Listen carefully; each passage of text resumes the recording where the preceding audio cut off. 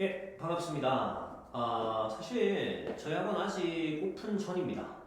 근데 제가 오픈에 앞서서 이렇게 영상을 찍는 이유가 있습니다. 제가 이제 사전 상담을 쭉 이렇게 하고 있었는데 학생 한 명이 찾아왔어요. 예비 고2 학생입니다. 학생이 직접 왔길래 시험 기간 아니니 했더니 시험 기간 맞다는 거예요. 근데 왜 직접 왔어? 이렇게 하니까 학생이 이렇게 얘기를 합니다. 자기 부교재가 너무 어려운데 이전에 다니던 학원에서는 그 부교재를 안 풀어줬다라는 거예요. 그래서 이제 혼자 공부를 해보려고 했는데 혼자 공부하기에는 부교재가 어렵기 때문에 좀 역부족이었다라는 겁니다. 그래서 2학년 때부터는 좀 제대로 준비를 하고 싶어서 학원에 찾아왔다라고 하더라고요. 그래서 사실 뭐 그런 학원들 많은 걸로 알고 있습니다. 부교재 안 풀어줄 수도 있는데 사실 이 부교재 같은 경우에는 제가 봤을 때는 학생 혼자 해결할 수 있는 부교재는 아니에요. 그러니까 지금 이제 플래티넘이라는 부교재를 채택을 하셨는데 이 내용이 조금 어렵습니다. 스텝 2부터도 학생들은 조금 어렵게 접근을 하게 되는 그런 문제들로 구성되어 있다고 생각하시면 됩니다. 그래서 사실은 전문가의 손길이 좀 필요한 부교재이기도 하고, 이것은 또 우리가 흔히 얘기하는 스킬성 풀이들 있죠. 그런 것들이 존재하기 때문에 그걸 배웠을 때와 배우지 않았을 때의 차이가 너무 큽니다. 그래서 제가 오늘부터 시작해가지고 한 3일에 걸쳐서 명제랑 함수랑 유무리함수 이렇게 스텝 2의 전 문항들을 다 풀이를 해드릴 겁니다. 뭐 저는 단순히 이제 문제 풀이에만 집중하지 않고 아까 말씀드렸듯이 직관적으로 해석해서 짧게 풀어나갈 수 있는 것들은 그렇게까지 다 알려드립니다. 물론 이제 내신 대비를 위한 극약 처방에 가깝습니다. 절대 평상시에는 이렇게 공부하시면 안 되고 시험 기간에만 이렇게 공부하신다고 생각하시면 되고 평상시에는 엄밀하게 모든 과정을 이해하면서 푸시는 게 중요합니다. 그리고 마지막으로 한 가지 이제 말씀을 드리면 절대 그 푸는 방법에만 집중하지 마시고요. 제가 이제 풀이를 해드릴 텐데 그 풀이에만 집중을 하지 마시고 문제를 읽고 인지하는 훈련부터 하셔야 됩니다. 문제를 충실히 다 읽어주시고 이 문제에 해당하는 풀이법이 무엇이었는지 떠올리는 연습까지 같이 해주셔야 돼요. 그게 안 되면 풀이법만 기억이 나고 어떤 문제에 어떻게 적용을 해야 되는지는 생각이 안 날 겁니다. 자, 저랑 같이 이제 좀 준비를 해가지고 이번 시험 최대한 잘 칠 수 있도록 한번 해보고 이것만 내 걸로 잘 만들어서 들어가면 별로 어렵지 않게 해낼 수 있을 겁니다. 자, 한번 시작해 보도록 하겠습니다. 자, 199번 보도록 하겠습니다. 문제부터 한번 읽어보겠습니다. 실 전체의 집합 R의 부분 집합 A가 다음 조건을 만족시킨다. X가 A의 원소이면 3분의 X는 A의 원소이다 이렇게 얘기를 하고 있습니다. 자, 이 조건부터 한번 잘 파악을 해봅시다. 이 말은 무슨 말이죠? 어떤 X라는 원소가 A의 원소였다. 그러면 이 자기 자신을 3으로 나눈 이 수도 A의 원소여야 한다는 뜻입니다. 예를 들어서 A라는 집합에 어떤 3이라는 수가 하나 들어왔다고 가정을 합시다. 자, 그렇다라고 하면 위 조건을 만족시키기 위해서 3을 3으로 나누는 1이라는 원소도 들어와야 되겠죠.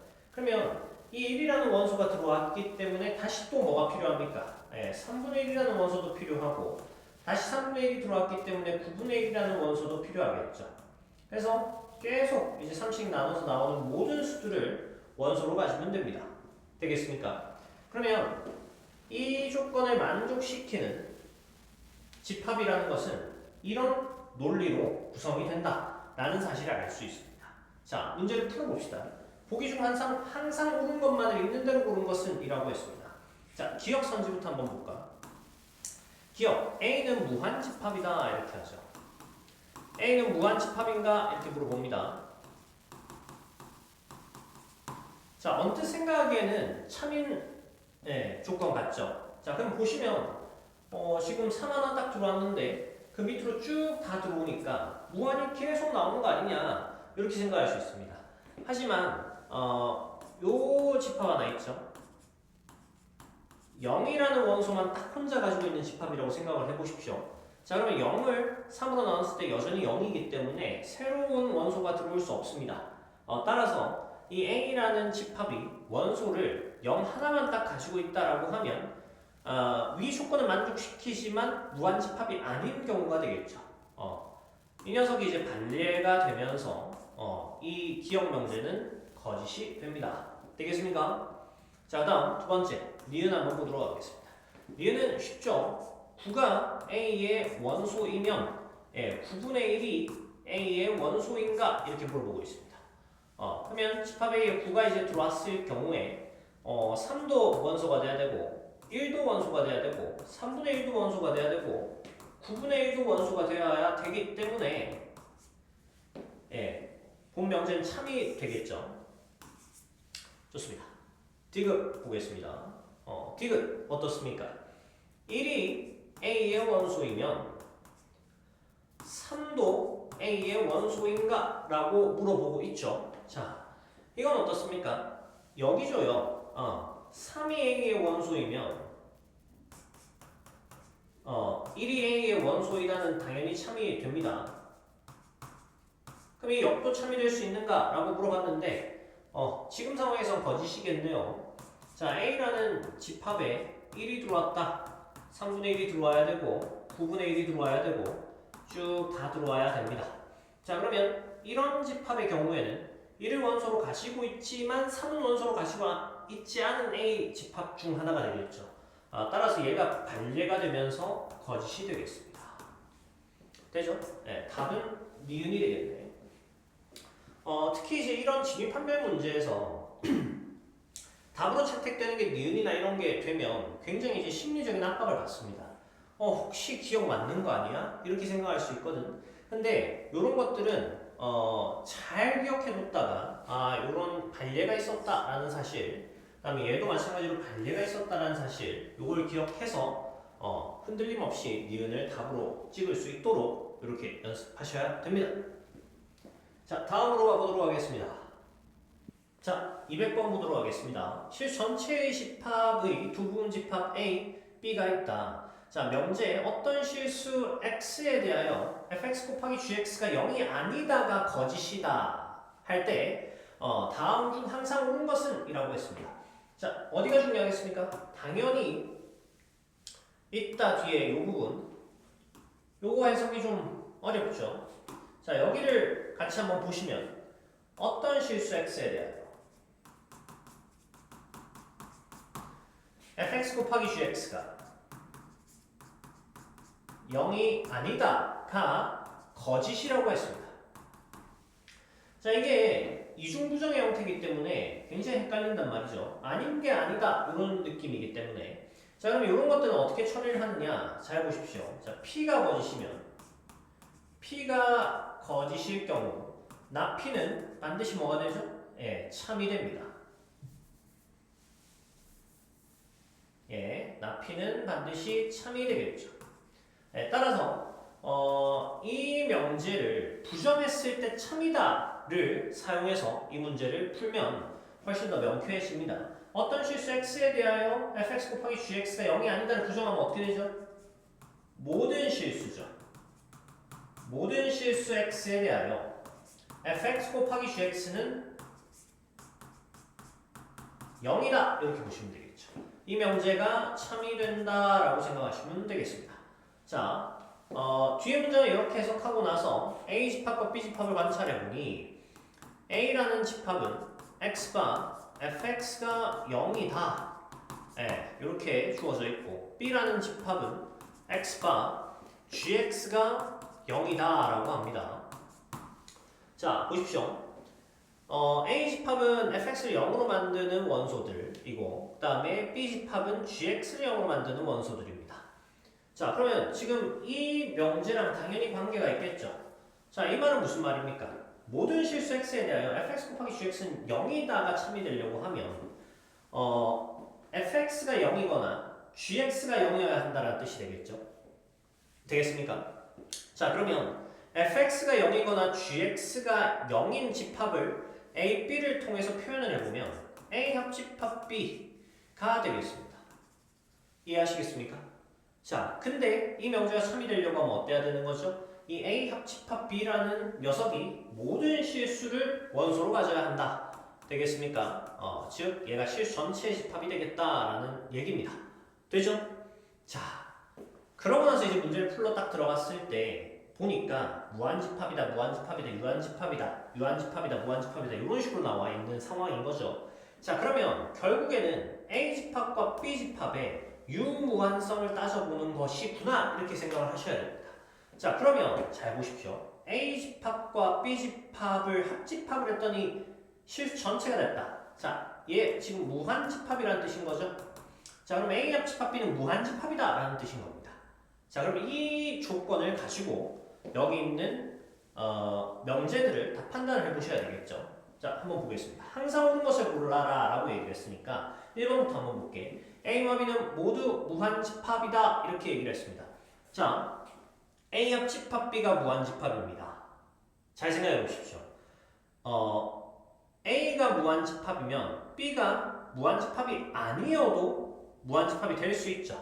이해하시겠습니까? 자, 그러면 A와 B가 모두 무한집합이어야 하는가? 라고 물어봤을 때 당연히 거짓이 되겠습니다. 굳이 뭐 꼭 무한집합일 필요는 없죠, 둘 다.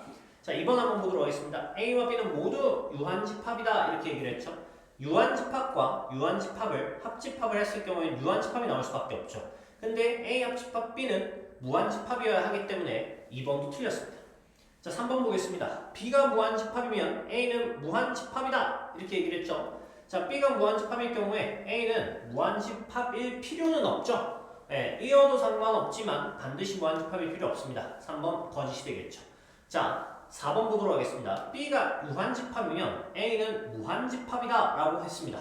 자, 참입니까? 참이 되겠죠. B가 유한집합인데 A가 유한집합이라고 하면 무한집합이 될 수 없기 때문에 반드시 A는 무한집합이 되어줘야 합니다. 따라서 4번이 답이 되겠습니다. 자, 5번 볼 필요 없지만 5번 한번 보겠습니다. B가 유한집합이면 A도 유한집합이다 라고 했죠. B가 유한집합이면 A는 뭐였었어야 하는 겁니까? 무한집합이었었어야 하는 겁니다. 따라서 5번 틀렸습니다. 되겠죠? 좋습니다. 지금 이 문제 같은 경우에는 오지선다로 구성된 진입판별 문제거든요. 근데 사실 이런 문제들은 조금 팁이 있습니다. 다음 중 항상 옳은 것은? 이라고 물어봤죠. 자, 1번부터 옳을 일이 거의 없습니다. 확률적으로 1번이 옳은 것일 리는 거의 없죠.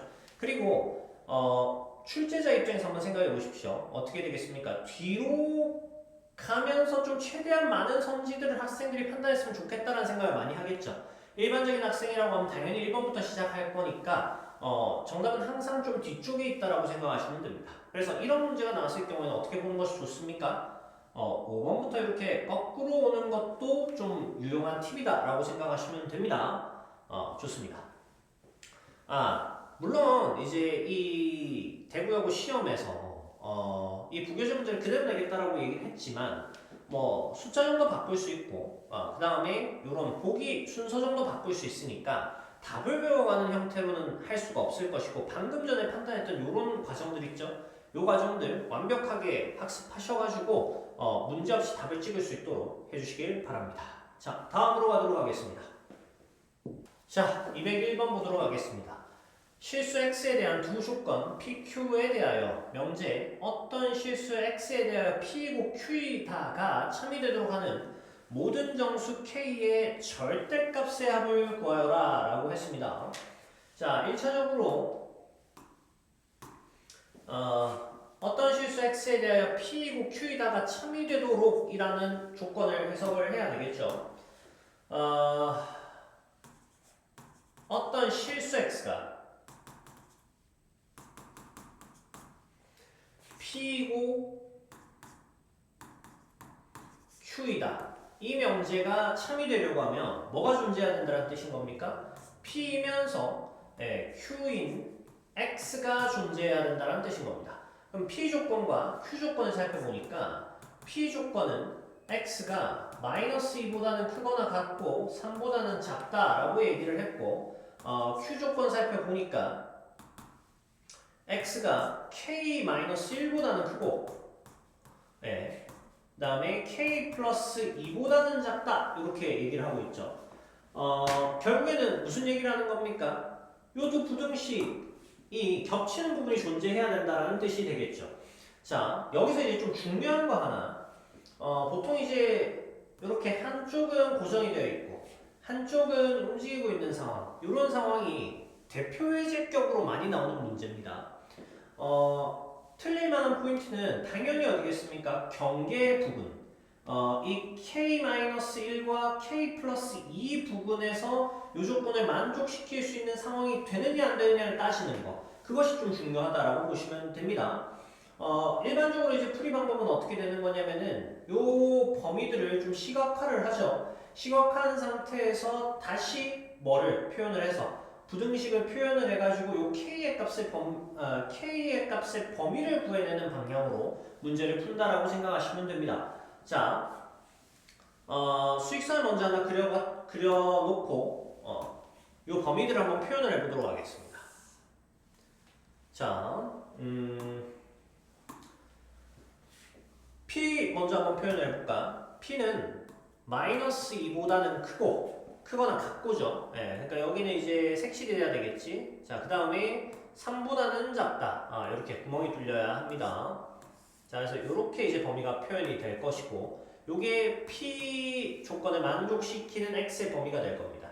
자, 그 다음 두 번째, 요 Q 조건을 만족시키는 X의 범위를 표현을 해줘야 되는데, 얘 같은 경우에는 이제 K라는 미지수가 포함이 되어 있기 때문에, 대강 그려줘야 됩니다. 여기는 구멍이 뚫려 있고, 그 다음에 이쪽은 이제 색칠이 되어야 되겠죠. 자, 이렇게 되어 있는 상태에서, 요 아래쪽 경계가 k-1, 그 다음에 위쪽 경계가 k 플러스 2가 될 겁니다. 되겠습니까? 자, k 값에 따라서 이 범위는 어떻게 되겠죠? 움직일 겁니다. k 값이 커지면 어떻게 됩니까? 예, k 값이 커지면 오른쪽으로 이렇게 움직이겠죠? k 값이 작아지면은 이렇게 왼쪽으로 움직일 겁니다. 되겠습니까? 자, 그러면 문제에서 뭐라고 했습니까? P 이고 Q에다가 참이 되도록 이라고 얘기를 했기 때문에 결과적으로 이 빨간색 구간하고 이 하얀색 구간이 겹치는 부분이 존재해야 된다는 뜻입니다. 되겠죠? 자, 그러면 어떻게 돼야 되겠니? 자, 최대한 위쪽으로 가볼까? 최대한 위쪽으로 가면은 1차적으로는 이 k-1이라는 값보다 3이 좀 커줘야 되겠죠? 따라서 k-1보다 3이 크다까지는 확실합니다. 자, 반드시 경계는 따로 판단하셔야 됩니다. 자, 그러면 만약에 이 경계가 요 3까지 딱 올라갔다고 해봅시다. 이러면 이 P라는 부분하고 Q라는 부분이 겹치는 부분이 있다라고 판단해야 됩니까? 없다라고 판단해야 됩니까? 자, 둘 다 이렇게 구멍이 뚫려 있죠. 그러면 이렇게 같은 지점에 올라왔을 때 k-1이 무엇이 됐을 때 3이 됐을 때 겹치는 부분이 없게 되는 겁니다. 이해하시겠습니까? 따라서 반드시 이제 뭐가 되셔야 됩니까? k-1이 3보다는 작아야 하는 겁니다. 같아서는 안 되겠죠. 이해하시겠습니까? 자, 이거 첫 번째 한 가지 가능했고, 그 다음에 and 뭐가 돼야 되는 겁니까? 자, 이번에는 얼마나 아래쪽으로 내려갈 수 있는가를 보셔야 되겠죠. 자, 보겠습니다. 자, 얘 움직여볼게. 이렇게 쭉 내려갑니다. 최대한 밑으로 내려가 보겠습니다. 최대한 밑으로 내려가 보면은, 자, 1차적으로는 요 k-2라는 녀석, 그 다음에 k-1이라는 녀석이 이렇게 와 있겠죠. k 플러스 2라는 녀석이 마이너스 2보다 좀 커야 되는 건 확실하죠? 이해하시겠습니까? 자, 그러면 k 플러스 2가 마이너스 2보다 살짝 커야 된다는 것까지는 확실합니다. 자, 그러면 경계를 판단해야 되겠지? 자, 경계 어떻습니까? k 플러스 2가 마이너스 2 위에 딱 올라갔습니다. 자, p도 마이너스 1을 가지고 있고 그 다음에 q도 k 플러스 1을 가지고 있는 상태죠. 둘이 같아도 겹치는 부분이 지금 존재하는 상황인 겁니다. 마이너스 2에서 정확하게 겹치죠. 그럼 따라서 k 플러스 2는 마이너스 2가 될 수 있다는 얘기인 겁니까? 없다는 얘기인 겁니까? 될 수 있다는 얘기가 되겠죠. 그래서 이쪽은 등호가 포함이 되어야 된다. 이렇게 알 수 있습니다. 그러면 여기를 이제 뭐 하시면 됩니까? 각각 풀어서 공통인 부분 찾아주시면 되겠네. 자, 위쪽 거 먼저 풀어주시면은 K는 뭐보다 작다가 되겠습니까? 4보다 작다가 될 거고, 그 다음에 아래쪽 거 풀어주시면은 마이너스 4보다 크거나 같다가 되겠죠? 동시에 만족시켜야 되는 거니까 마이너스 4보다 크거나 같다 이렇게 해주시면 되겠습니다.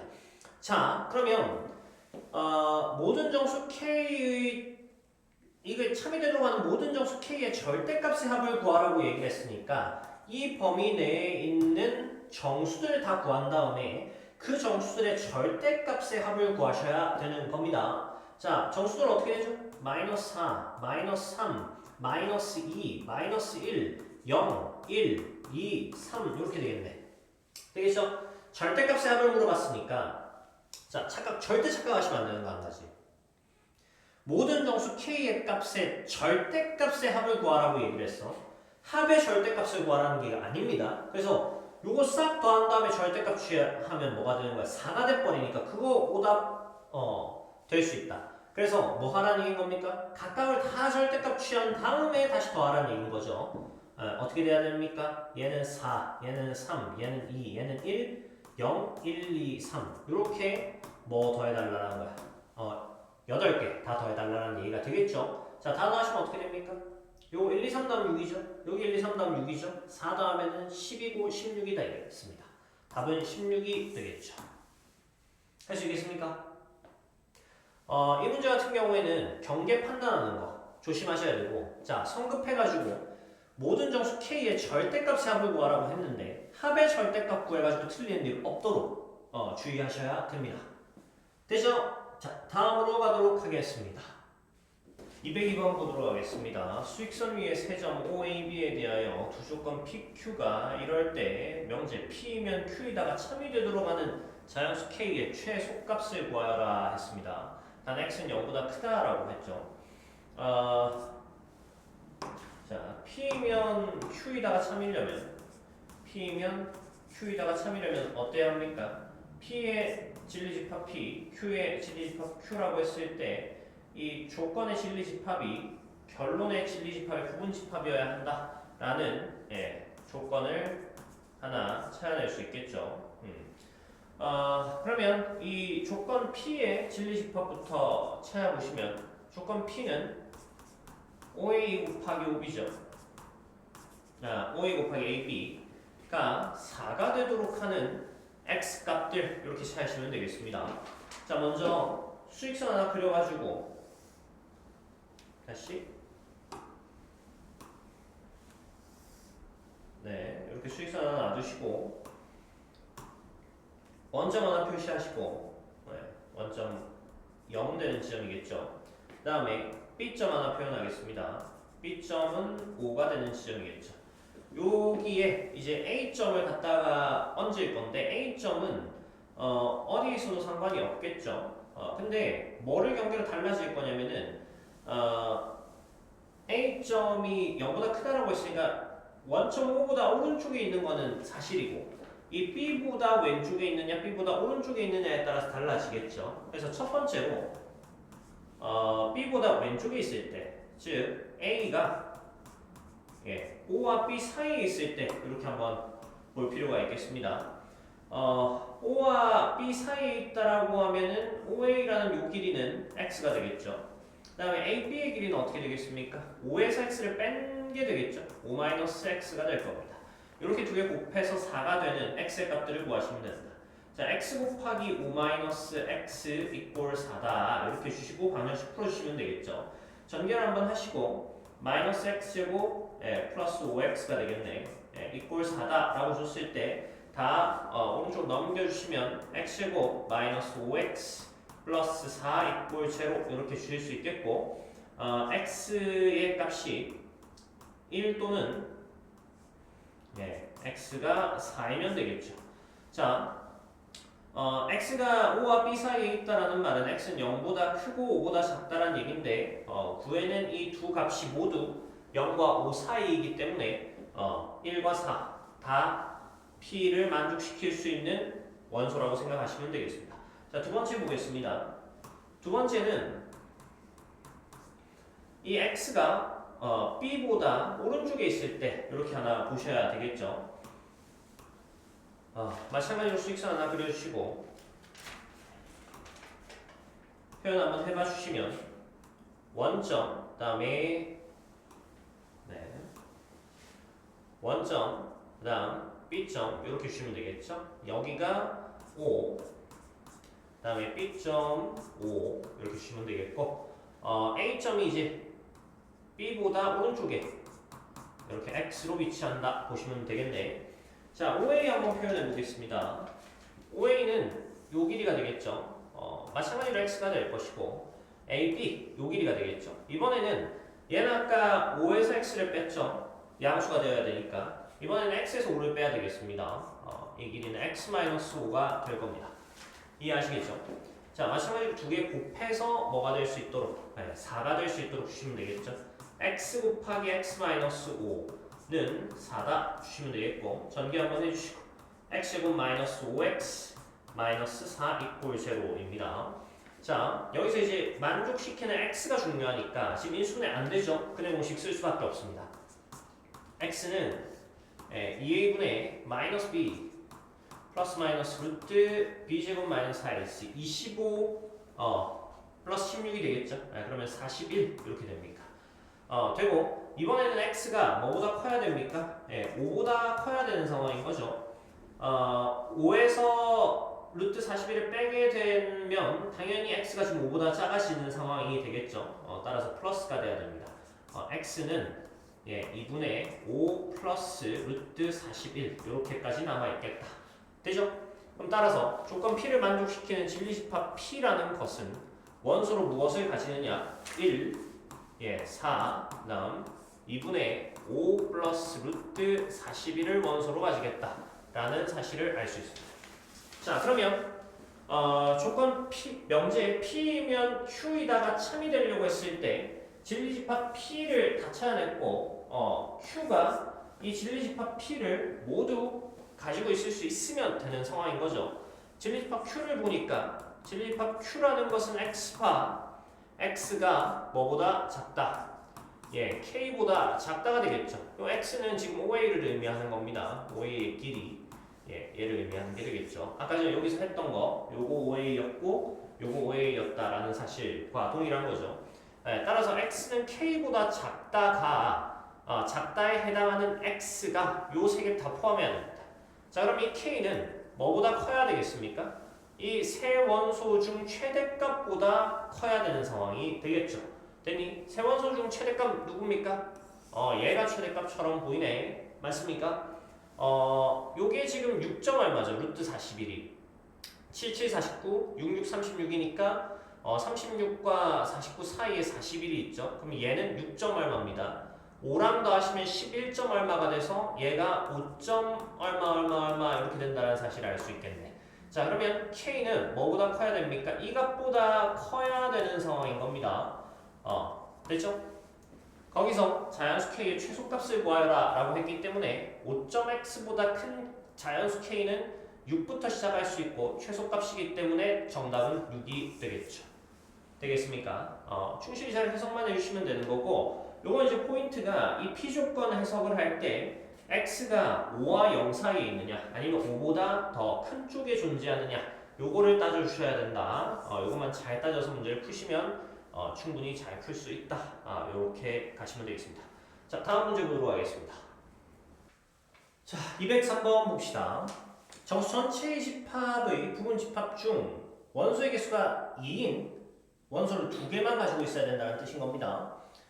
집합 X에 대하여 다음 두 명제가 모두 참이 되도록 하는 집합 X의 개수는 이렇게 얘기를 했습니다. 자, 일단 첫 번째 X의 원소의 개수는 2로 고정이 되어 있습니다. 원소를 2개만 가질 수 있다는 뜻인 거고 가조건 보시면 집합 X의 모든 원소 X에 대하여 하면 이 2개의 모든 원소를 뜻하는 거죠. 그 원소가 X제곱 마이너스 8X 플러스 7이 0보다 작다이다 라고 합니다. 모든 X가 이래야 된다. 자, 그렇다라고 하면 이 집합 X에 포함되어 있는 원소들은 자, 요거 풀면 푸는 건 바로 하실 수 있겠죠. 자, 7보다는 작고 1보다는 커야 되는 상황인 겁니다. 이 3, 4, 5, 6 중에 2개여야 한다. 요거 하나 가조건을 해석하면 그렇게 되겠죠. 어려운 거 아닙니다. 나조건 보시면 어떻습니까? 집합 x의 어떤 원소 x에 대하여 요렇다라고 합니다. 자, x제곱 마이너스 4x 플러스 자 4x 마이너스 5가 뭐보다 크거나 같다. 0보다 크거나 같다라고 얘기를 했죠. 자, 이런 경우 x의 범위는 어떻게 됩니까? 일순에 바로 하시면 5보다는 크거나 같고 x가 마이너스 1보다는 작거나 같다. 또는이 되겠죠. 자, 이렇게 되면 되는 겁니다. 나 조건은 집합 x의 어떤 원소는 요래야 한다라고 얘기를 하니까 어떤 원소는 요 5보다 크거나 같고 마이너스 1보다는 작거나 같아야 한다라는 얘기인 겁니다. 적어도 하나는 있어야 된다는 얘기인 거겠죠. 자, 그럼 한번 봅시다. 가나 조건 동시에 만족시키려고 하면 어떻게 돼야 되는 겁니까? 일단 5, 6 있죠. 5, 6. 5, 6 중 적어도 하나는 x가 가지고 있어야 한다. 뭐 둘 다 가지고 있어도 상관은 없다. 이렇게 보시면 되겠고, 그 다음에 만약에 여기서 한 개를 가지고 있다면은 2, 3, 4 중에 원소가 하나 포함이 되어야 된다라는 것까지 이렇게 보시면 되겠죠. 자, 그러면 이건 이제 집합의 개수를 구하는 상황인 거니까 어떻게 돼야 되죠? 경우를 나눠가지고 집합의 개수를 구하는 게 맞겠네. 맞죠? 자, 그럼 첫 번째 모든 원소가 5, 6일 경우 이렇게 한번 봅시다. 그러면 집합 x라는 것이 그냥 뭐면 되는 겁니까? 5랑 6을 둘 다 원소로 가시면 되는 거겠죠. 그러면 모두 가조건 만족시키고 나조건도 모두 만족시키지만 어떤 원소 한 개만 만족시키면 됐기 때문에 그것도 뭐 문제없이 만족시키는 상황인 겁니다. 그럼 요런 집합 한 개 가능하고, 그 다음에 만약에 5나 6 중 적어도 한 개를 가졌다. 그러면 5를 가지거나 6을 가졌다라고 하면 나머지 요 2, 3, 4에서는 한 개를 가져야 되는 상황인 거겠죠. 그러면 x가 5를 가졌을 경우에 여기 들어가 있는 이 원소 있죠. 이 원소는 2, 3, 4 중에 하나여야 된다는 얘기인 겁니다. 그러면 이렇게 생긴 집합이 몇 개 나올 수 있습니까? 3개가 나올 수 있겠네. 자, 다음 마찬가지로 6이 들어오고 나서 이쪽에 들어오는 원소도 뭐여야 된다는 겁니까? 2, 3, 4 중에 하나여야 된다라는 얘기인 겁니다. 그러면 이 집합도 몇 개가 되겠습니까? 3개가 될 수 있다라는 거 아실 수 있겠죠. 자, 그러면 자, 5, 6을 모두 가지고 있는 집합 한 개, 그 다음에 5랑 다른 거, 6이랑 다른 거 가지고 있는 거 각각 3개씩 해서 집합 x의 개수는 몇 개가 되는 겁니까? 총 7개. 즉 답은 5번이 되겠습니다. 할 수 있겠습니까? 별로 어렵지 않은 문제죠. 자, 204번 보도록 하겠습니다. 자, 204번 한번 읽어볼게. 전체 집합 U, x바 x는 20 이하의 자연수이다 라고 했고, 원소 x에 대한 두 조건 PQ가 다한 것 같다라고 했습니다. P 조건 보니까 x분의 6은 자연수이다. 자, P 조건을 만족시킬 수 있는 x의 값들의 집합, 즉 P의 진리 집합은 1, 2, 3, 6이 되겠네. 자, 이 정도는 뭐 쉽게 알 수 있는 상황인 거고, 자, Q 조건 한번 보니까 x는 자연수 K와 서로 소이다라고 얘기를 했죠. 요거 나중에 판단해야 되는 문장이 되겠네. 자, 그리고 조건 P가 조건 나 Q 또는 Q이기 위한 충분 조건이 들어가는 모든 자연수 K의 값의 합을 구하여라 라고 얘기를 했습니다. 자, 여기서부터 문제가 조금 어려워지기 시작하는데 첫 번째 이 조건을 좀 잘 해석을 해줘야 되겠죠. 얘가 충분 조건이 되도록 하는 이라는 말이 무슨 말입니까? 자, P가 나 P 또는 Q이기 위한 충분 조건이라고 얘기를 했어. 그러면 자, 봐봐. 좀 유치하지만 이렇게 외우시면 됩니다. P가 충분하다라는 뜻인 거죠. 그러면 P가 충분하기 때문에 뭘 줄 수 있다고. 화살표를 어떻게 끄시면 됩니까? 나머지 쪽으로 이렇게 끄주면 돼. 되겠습니까? 자, 그럼 만약에 반대로 P가 필요 조건이다라고 하면 어떻게 됩니까? P가 필요 조건이다. 그럼 P라는 녀석이 뭔가 필요하다라는 뜻인 거죠. 자, 그러면 어떻게 하시면 됩니까? P 쪽으로 화살표를 쏘시면 됩니다. 필요하니까 뭔가를 받아야 되잖아. 그래서 P 쪽으로 화살표를 쏘는 명제가 참이다. 이렇게 해주시면 되겠죠. 지금은 이제 P가 충분 조건이니까 나머지 쪽으로 이렇게 화살을 쏘는 상황이 참이다라고 보시면 되는 겁니다. 이해하시겠습니까? 되죠?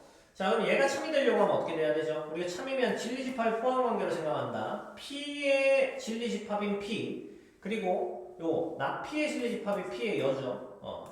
또는 그러니까 합집합으로 보시면 되겠고 Q는 Q다 이렇게 보시면 되겠네. 자, 여기 참이 되려고 하면은 요 가정의 진리집합이 결론의 진리집합의 부분집합이어야 한다.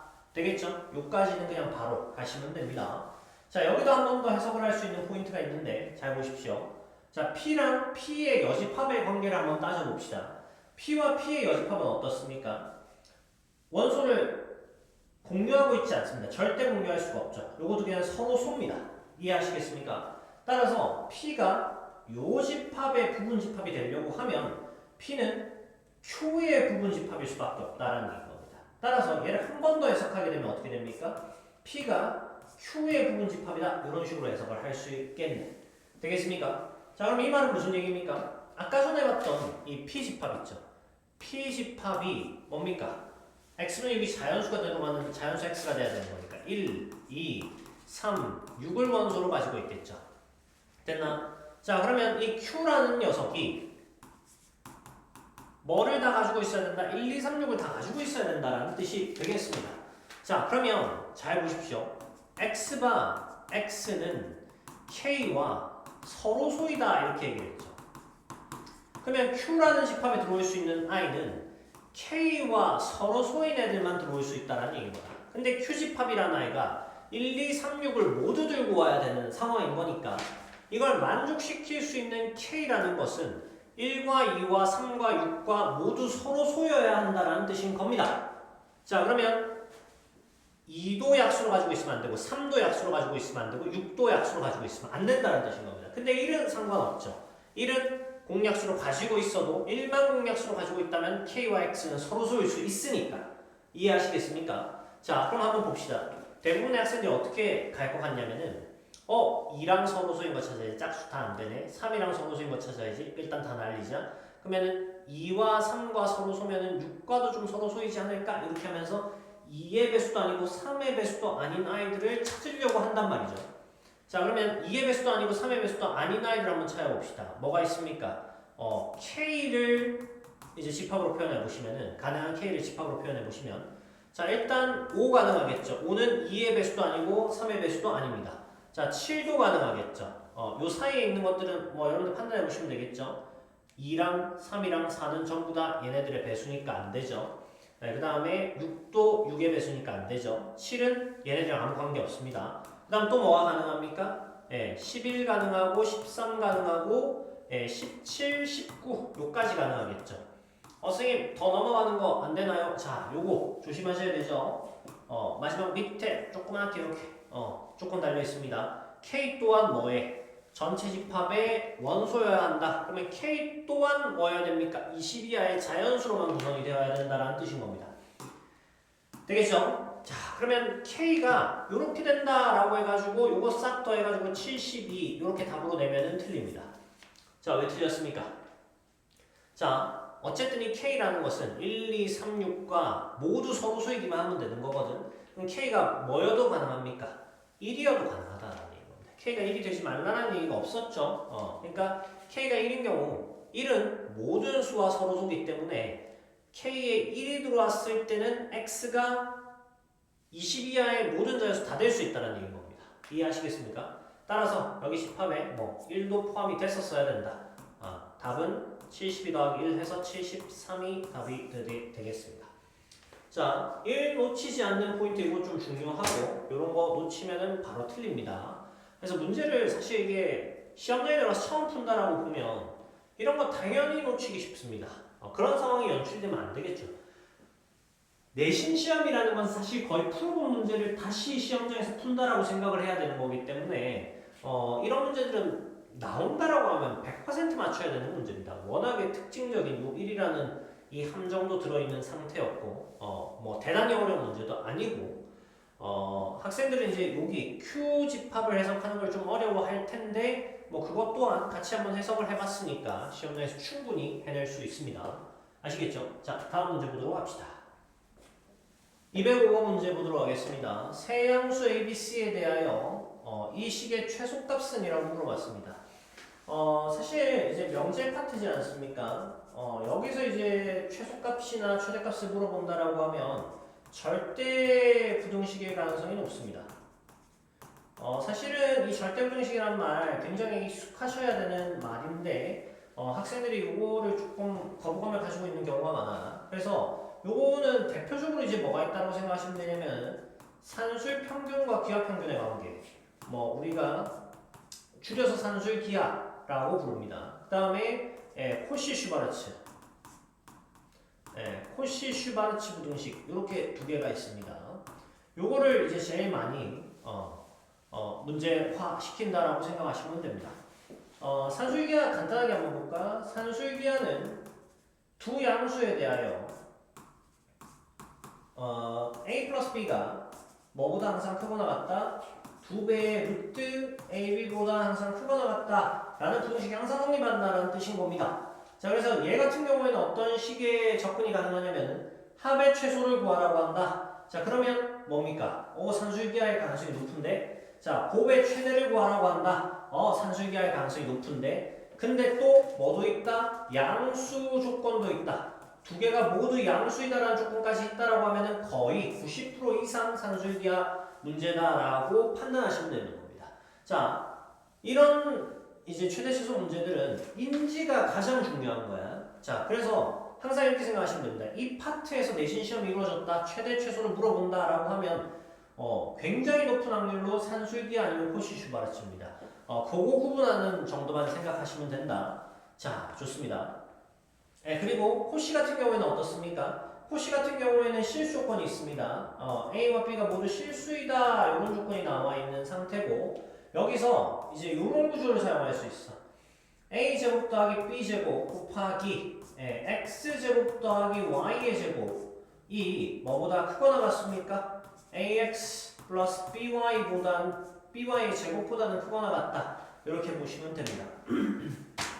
자, 그 다음에 이 절대부등식에서 좀 주요하게 항상 문제화되는 포인트가 뭐냐면은 이 등호 성립 조건입니다. 자, 산술기하 같은 경우에는 두 수가 같을 때가 등호가 성립할 조건이 될 겁니다.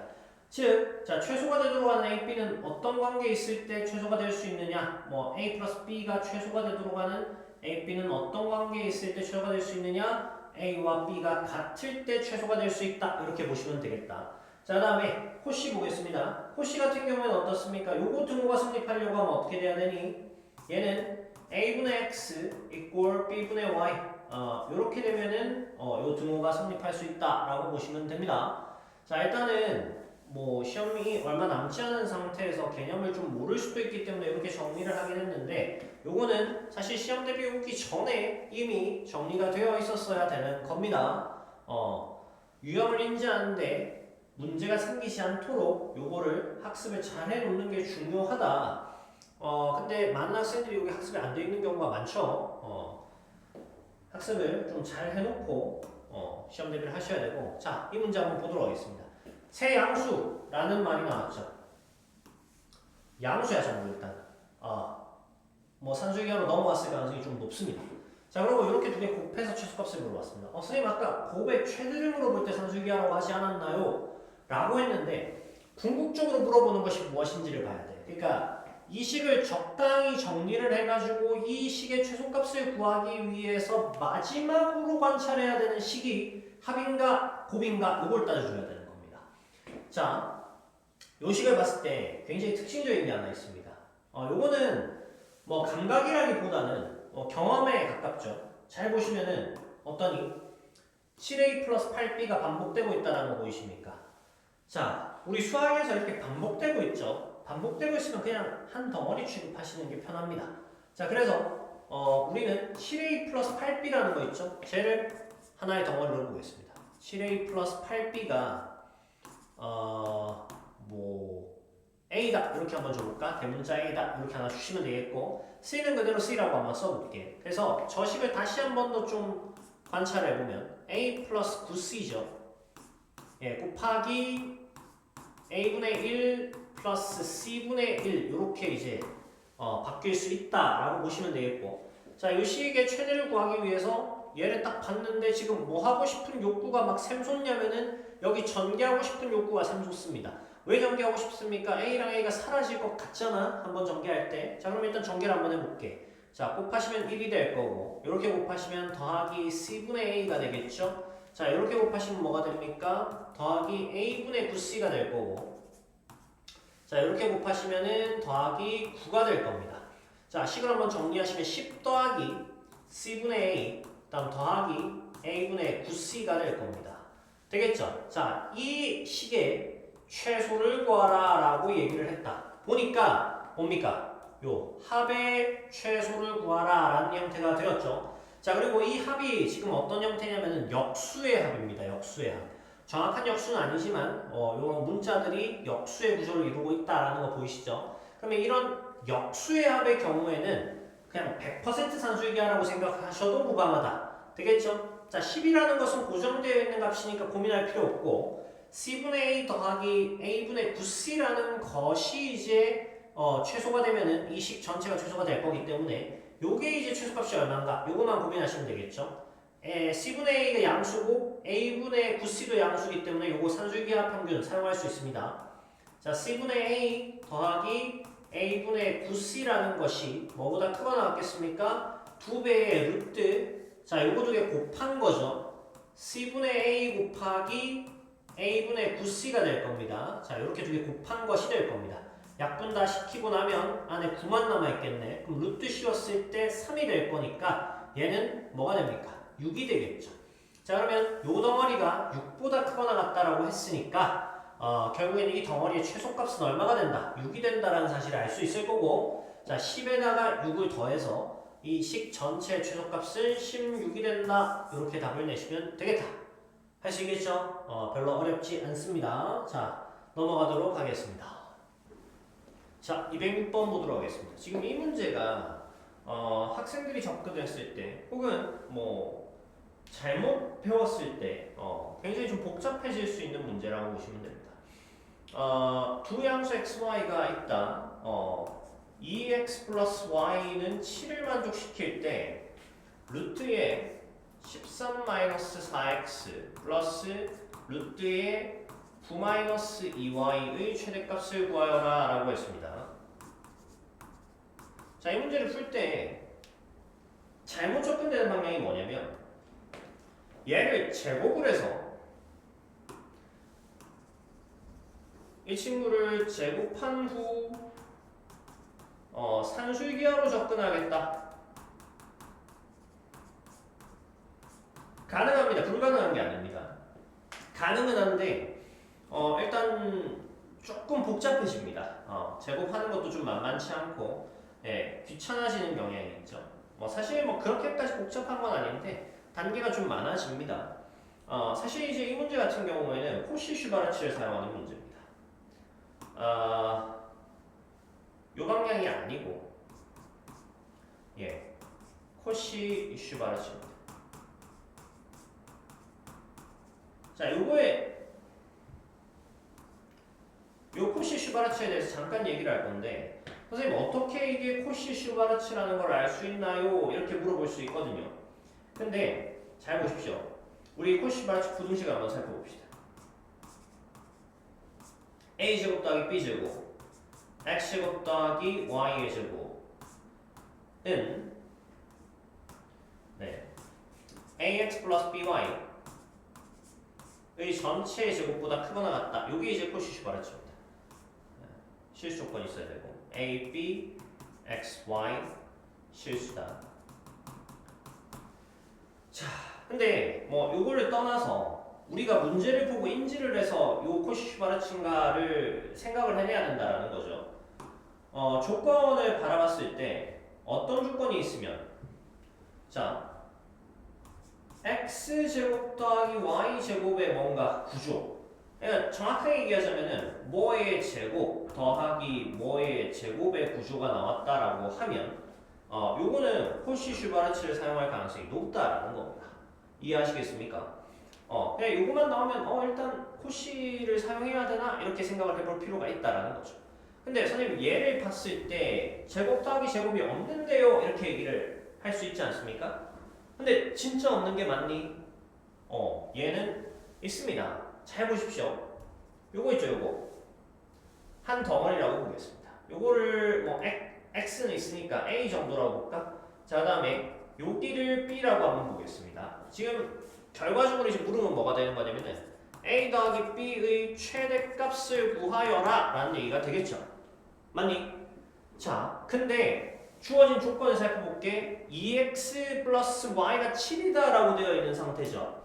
그래서 이게 제곱 더하기 제곱으로 연결이 되나? 라고 해서 한번 생각을 해보니까 자, a제곱 더하기 b제곱을 관찰해보자. a가 루트 13-4x라고 했으니까 제곱을 하시면 어떻게 되죠? 13-4x가 될 겁니다. 자, b가 루트 9-2y라고 했으니까 제곱을 하시면 얼마가 되는 겁니까? 더하기 9-2y가 될 겁니다. 되죠? 여기를 좀 정리를 해보면 20이죠? 그 다음에 마이너스 2로 묶어낼게. 마이너스 2 묶어내면 2x 플러스 y가 될 겁니다. 그러고 봤더니 요 값 있죠, 요 값. 요 값이 뭡니까? 7이다 라고 나오고 있어요. 자, 그럼 여기가 7이니까 마이너스 14가 되면서 얘가 이제 뭐가 된다? 8이 된다라는 얘기가 되겠다. 자, 덩어리로 관찰을 했을 때 a 플러스 b의 최대값을 구하시오 라는 얘기가 됐고, 자, a제곱 더하기 b제곱은 뭡니까? 8이다라는 조건이 나와 있는 거랑 동일하더라라는 겁니다. 얘는 해석을 해줬었어야 되는 거죠. 되니? 자, 그럼 큰 구조로 봤을 때 다시 한 번 더 정리를 하겠습니다. a가 루트의 13-4x다. 자, b가 루트의 9-2y다 라고 했을 때 a 더하기 b의 무엇을 구하시오? 최대값을 구하시오 라는 것이고, 나와 있는 조건을 적절히 해석해 봤더니 이 말은 a제곱 더하기 b제곱이 무엇이다? 8이다 라는 얘기랑 동일하더라라는 겁니다. 자, 그럼 a제곱 더하기 b제곱이 8인 상태에서 a 플러스 b의 최대값을 구하여라 라고 하면 당연히 제곱 더하기 제곱의 조건이 나와 있는 상태니까 코시-슈바르츠 쪽으로 가야겠구나 라고 생각할 수 있다라는 것이죠. 자, 마무리 한번 해볼게. 어떻게 되죠? 자, 우리는 a 플러스 b의 최대를 구하라고 얘기를 했다. 코시-슈바르츠 그대로 끼워 넣어보겠습니다. 자, a제곱 더하기 b제곱은 있고, 자, 이쪽이 a 플러스 b의 최대값이 되어야 되니까 여기는 전체 제곱 이렇게 들어가시면 되겠죠. 이쪽 부분에 있다라고 생각하시면 됩니다. 그리고 얘가 크거나 같다인데, 자, 요 앞에 뭔가 제곱 더하기 제곱이 한 번 더 곱해져서 각각 곱한 다음에 a 플러스 b가 나와야 되는 거죠. 그럼 여기 쉽네. 1의 제곱 더하기 1의 제곱이 이렇게 곱해져 있으면 되겠죠.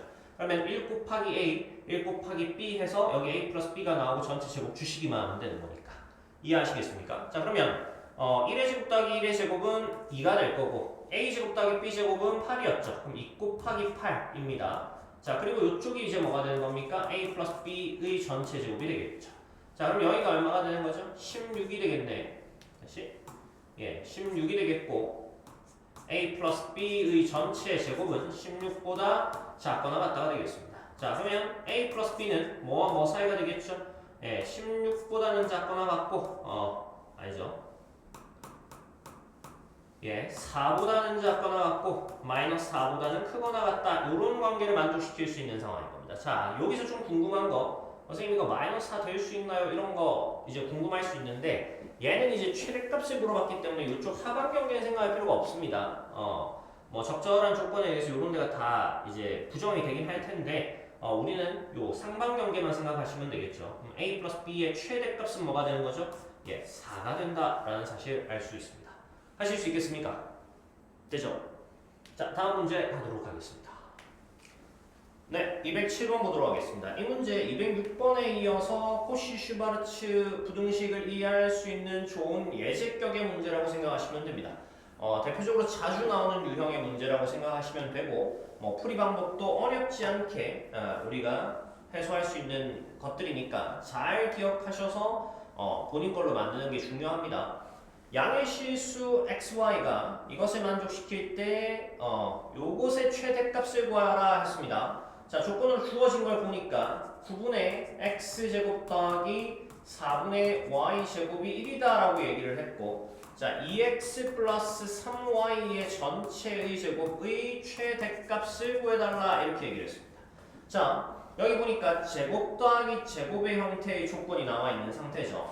코시-슈바르츠의 가능성이 높겠다 이렇게 판단하시면 되겠고, 여기 보니까 하필 또 이렇게 딱 제곱의 형태의 최대를 물어봤습니다. 그러면 일단 덮어놓고 뭘 해주냐면은 요걸 써주는 거야. 근데 요쪽 앞에 쓸 때 이제 뭐가 돼야 되는 거냐면 요게 완전 제곱 더하기 완전 제곱의 형태로 쓰셔야 됩니다. 9분의 x 제곱이라고 쓰지 마시고 3분의 x의 전체의 제곱 더하기 얘도 2분의 y의 전체의 제곱 이런 형태로 써주는 게 좋습니다.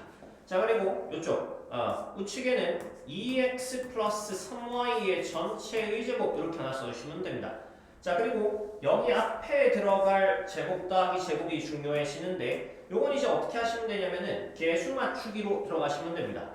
여기 제곱 안쪽에 있는 아이랑 요 제곱 안쪽에 있는 아이 두 개 곱해가지고 뭐가 나와야 됩니까? 예, 이렇게 2x가 나와줘야 되는 거죠. 그러면 3분의 x에다가 뭘 곱해야 2x가 나옵니까? 6을 곱해야 2x가 나오니까 여기는 6의 제곱이 들어와야 됩니다. 됐죠? 자, 마찬가지로 지금 2분의 y에다가 뭔가를 곱해서 3y를 만들어줘야 되는 겁니다. 자, 그럼 2분의 y에다가 뭘 곱하면 되죠? 6을 곱하면 되겠죠. 여기도 6의 제곱이 들어와야 됩니다. 자, 항상 틀리지 않도록 이렇게 써주시면 됩니다. 자, 그러면 여기까지 왔어. 여기는 다 상수로 이루어져 있으니까 계산하시면 되겠죠. 얼마입니까? 36 더하기 36, 72가 될 겁니다. 자, 여기는 어떻습니까? 제곱 더하기 제곱이 아까 1이라고 했죠? 여기 1입니다. 됐습니까? 그러면 좌측이 뭐가 되는 거죠? 72가 되는 거고, 요 2x 플러스 3y의 전체 제곱의 최대값은 얼마다? 예, 72다가 되겠습니다. 하실 수 있겠죠? 굉장히 쉽습니다. 자, 다음 문제 보도록 하겠습니다. 자, 208번 보도록 하겠습니다. 두 양수 A, B에 대하여 자, 이 식이 A equal M, B equal N일 때 최소값 K를 갖는다. 이때 M 플러스 N 플러스 K를 구하시고 했습니다. 자, 식을 먼저 관찰해보면 A제곱 마이너스 4A 플러스 B분의 A 플러스 A분의 4B입니다. 자, AP 두 개가 등장을 했습니다. 자, 근데 이 식의 구조를 좀 살펴보니까 앞에 두 개의 항은 우리 전형적인 2차식 꼴의 형태를 가지고 있고 뒤에 두 개의 항은 역수의 합의 형태를 가지고 있습니다. 일단 양수라는 조건이 걸려있는 상태에서 이 역수의 합은 굉장히 산술기하를 쓰고 싶은 느낌이 강하다라고 보시면 되겠다. 자, 근데 이렇게 바뀌고 있는 아이를 산술기하 쓰고 있는 상황에서 여기 앞에도 또 바뀌고 있는 상황이라고 하면 혹시 얘가 최소가 될 때 얘도 최소가 될 수 있는 상황이 맞는가 이런 것들 좀 고려를 해야 됩니다. 자, 근데 지금 이제 보통 우리 내신 문제에서는 풀 수 있게끔 만드는 것이 더 원칙에 가깝기 때문에 거의 되지 않을까라는 생각을 가지고 들어가는 게 더 좋습니다.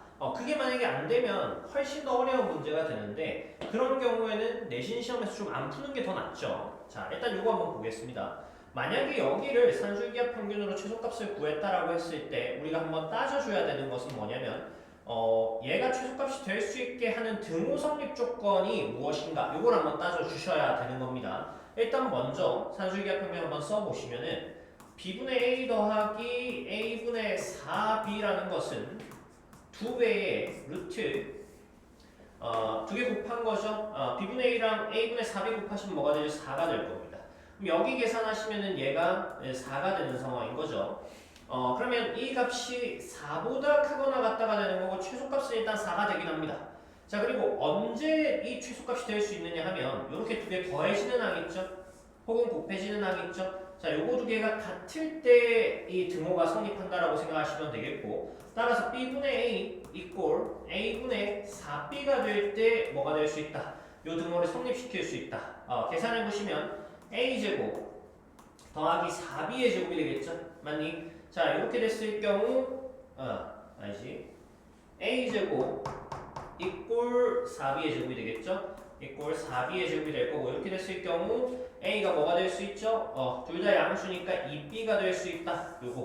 요 관계를 만족시키면서 앞에 것도 최소가 될 수 있다라고 하면 양쪽 다 최소가 될 수 있기 때문에 그때의 상황이 이 식의 최소값이 될 수 있는 상황이구나 이렇게 생각할 수 있습니다. 근데 지금 보니까 b는 a 값에 따라서 맞춰주기만 하면 되는 상황인 거고 앞에 이 2차 시계의 경우에는 a 값에 따라서 최소, 최대가 결정이 되겠죠. 따라서 앞에 그냥 그대로 얘가 언제 최소가 될까 요거를 따져서 최소값을 구해주시면 우리 전형적인 2차식이니까 a제곱 마이너스 4a죠. 뭐 들어오시면 됩니까? 플러스 4, 마이너스 4 이렇게 들어와 주시면 되나? 되겠죠? 자 그럼 여기가 이제 완전 제곱꼴이 되면서 a-2의 전체 제곱 마이너스 4 a가 무엇일 때? 2일 때 뭐 최소값 뭐를 갖는다? 마이너스 4를 갖는다 이렇게 보실 수 있겠죠. 따라서 이쪽은 a가 2일 때 최소값 마이너스 4를 갖고 맞죠? 네, 최소값 마이너스 2를 갖고 이쪽은 뭐가 됩니까? a 이꼴 2b일 때 최소값 뭐를 갖는다? 4를 갖는다 이렇게 보시면 되겠죠. 자 그러면 이 식은 a가 2면서 a가 2면 b가 1이고 자 최소값이 뭐가 되겠습니까? 얘 최소값 마이너스 4였고 얘 최소값 4였으니까 두 개 더하면 0이 되겠죠. 따라서 a가 뭐고? m일 때라고 했으니까 이 m은 2가 돼야 되겠죠. 자 다음 b가 뭐일 때? n일 때라고 했으니까 이 n은 1이 되어야 될 거고 그 다음 최소값 k를 갖는다고 했으니까 k는 뭐다? 0이었다 이렇게 보실 수 있겠죠. 네, 그래서 m 플러스 n 플러스 k는 얼마다? 3이다 이렇게 되겠습니다. 1번이 되겠네.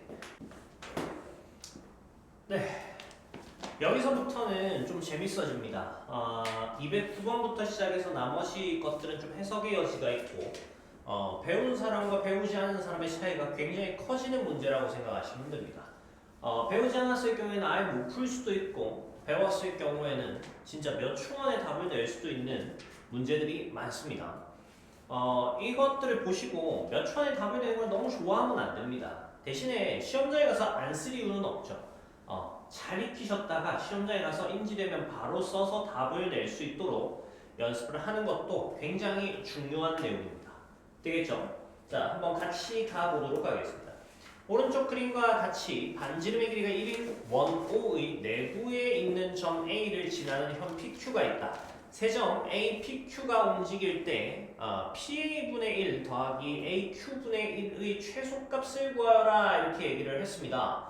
자, 일단 그림의 상황을 한번 살펴보도록 하겠습니다. 자, 원이 하나 존재하고요. 네, 그 안에 중심하고 네, 다음 현이 하나 이렇게 있는 상황인 거죠. 되죠? 네, 그 현 위에 어떤 점이 또 하나가 이렇게 있는 상황인 겁니다. 요 점을 이제 A라고 하고 여기를 P, 여기를 Q라고 보겠습니다. 여기 원의 중심이 이렇게 있겠죠. 문제에서 얘기하는 것은 이제 길이를 관찰해봐라 라는 얘기인 겁니다. 어떤 길이냐면 PA라는 길이와 그 다음에 AQ라는 길이 이 두 가지를 좀 관찰해달라 이렇게 얘기를 하는 거죠. 요 계속 성분 PA, 성분 AQ 쓰기 귀찮으니까 요 길이를 A라고 보고 요 길이를 B라고 보겠습니다. 물어보고 있는 상황은 뭐냐면 A분의 B, A분의 1 더하기 B분의 1의 최소값을 구해달라라는 얘기인 겁니다. 되죠? 자, 이 문제 이제 어떻게 헤쳐나가야 하는가에 대한 얘기가 좀 논란의 여지가 있을 수 있습니다. 일단 해설지를 한번 보시면 무슨 말인지 잘 모를 겁니다. 굉장히 좀 어렵게 문제를 풀었다라고 보여지고 이런 것들은 사실은 굉장히 좀 옛날 문제스러운 문제여서 자칫 잘못하면 교육과정 외라고 보실 수 있는 문제가 될 수도 있습니다. 그것들은 이제 조금 이따가 제가 풀이를 한 2가지 정도 더 설명을 할 텐데 교육과정 내에서 푸는 방법 먼저 하나 보시고 그 다음에 교육과정 외의 풀이들 한번 보도록 하겠습니다. 교육과정 내에서는 요거 이제 최소값 구하라고 했습니다.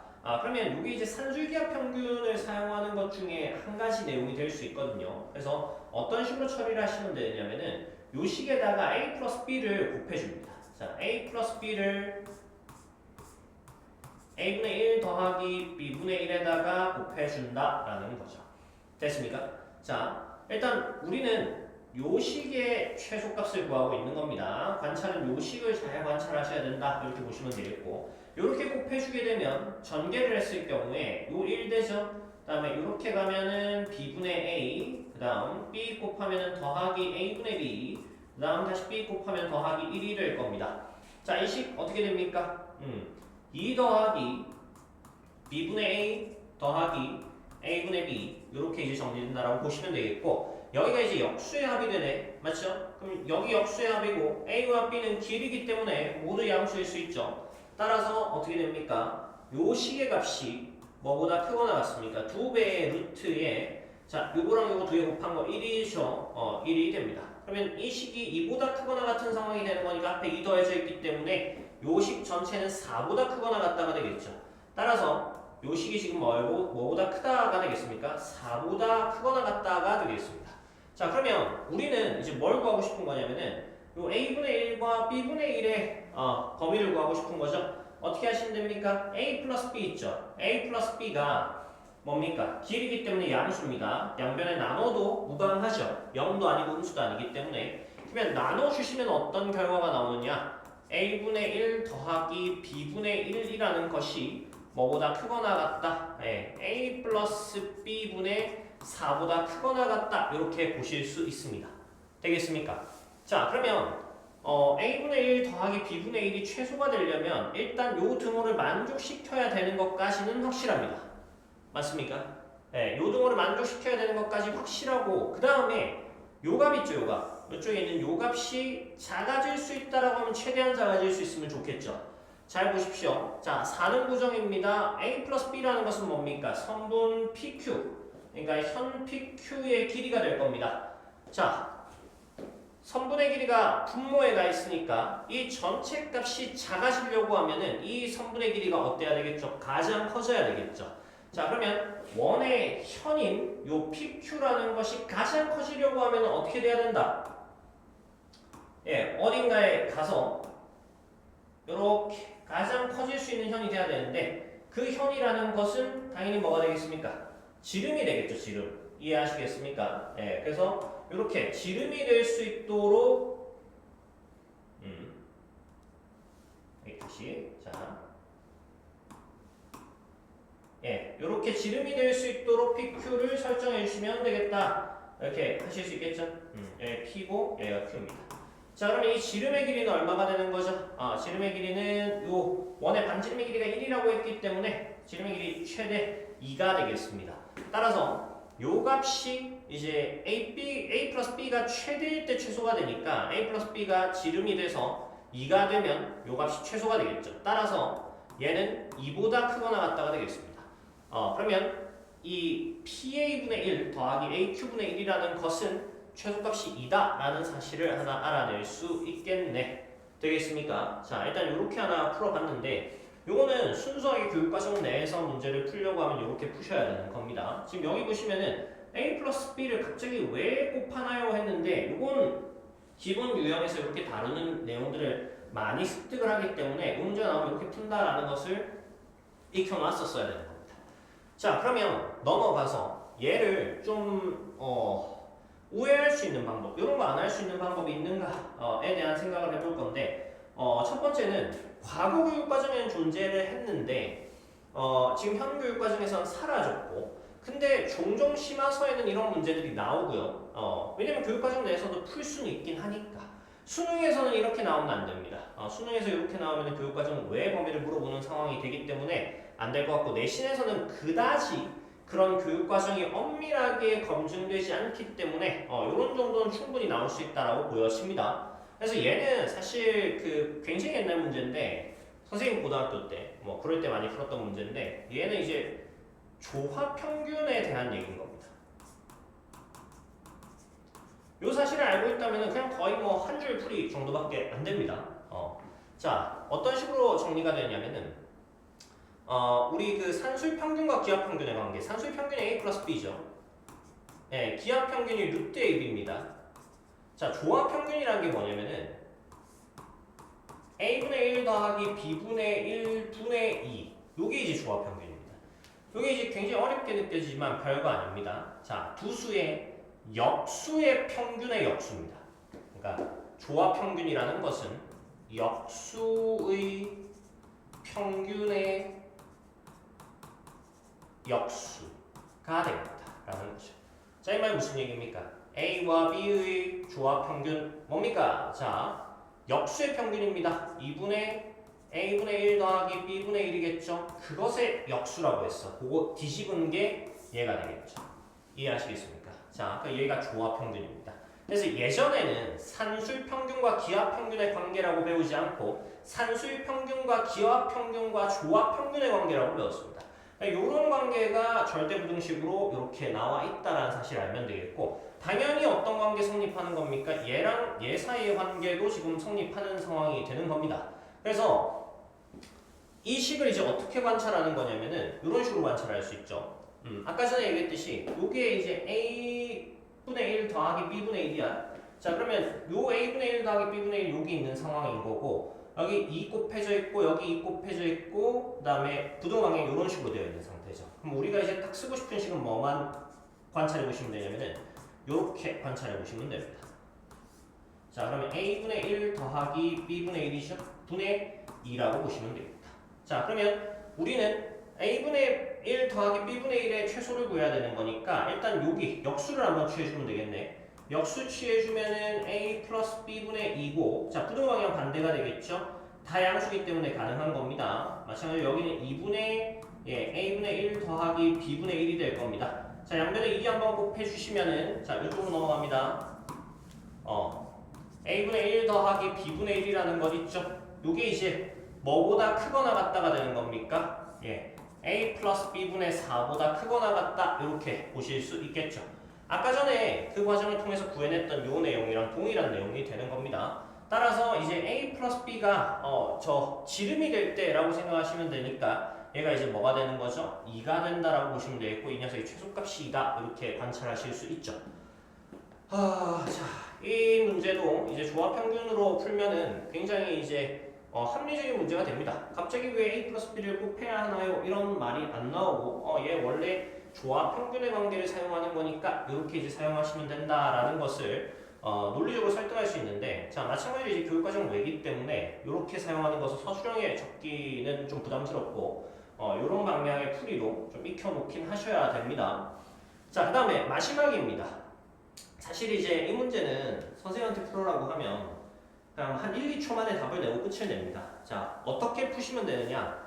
자, 직관적인 문제가 됩니다. 자, 도형을 좀 관찰을 해볼 거고, 그 다음에 요거의 최소값이라는 것에 집중을 한번 해볼 겁니다.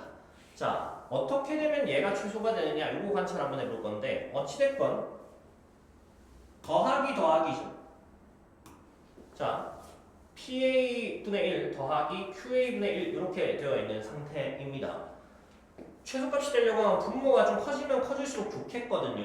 자, 그러면 결국에는 뭐가 됐으면 좋겠냐면 이 PQ의 길이가 최대가 됐으면 좋겠다. 그래야 나눠 가시는 것도 커지지 않겠냐라는 겁니다. 그러면 오케이, PQ가 가장 커질 수 있는 게 뭐지? 지름이구나, 이렇게 생각하시면 되겠죠.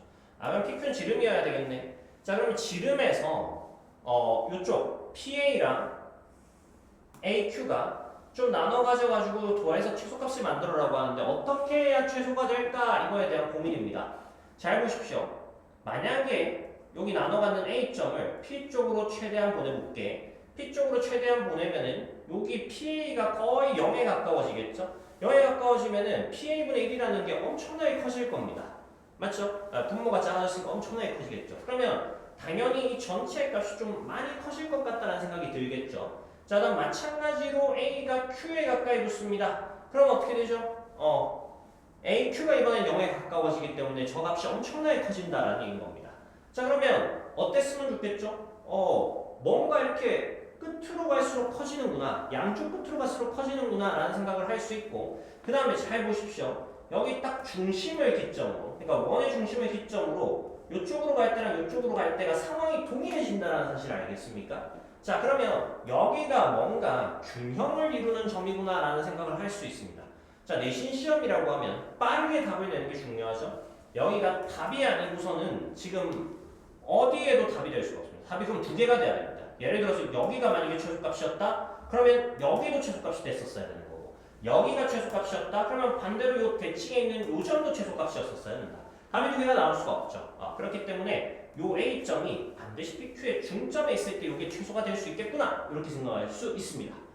따라서 PQ는 뭐가 될 것이고 지름이 될 것이고, A는 뭐에 존재해야 되겠다, 그 지름의 중점인, 즉 원의 중심에 존재해야 되겠다라는 사실을 알겠죠.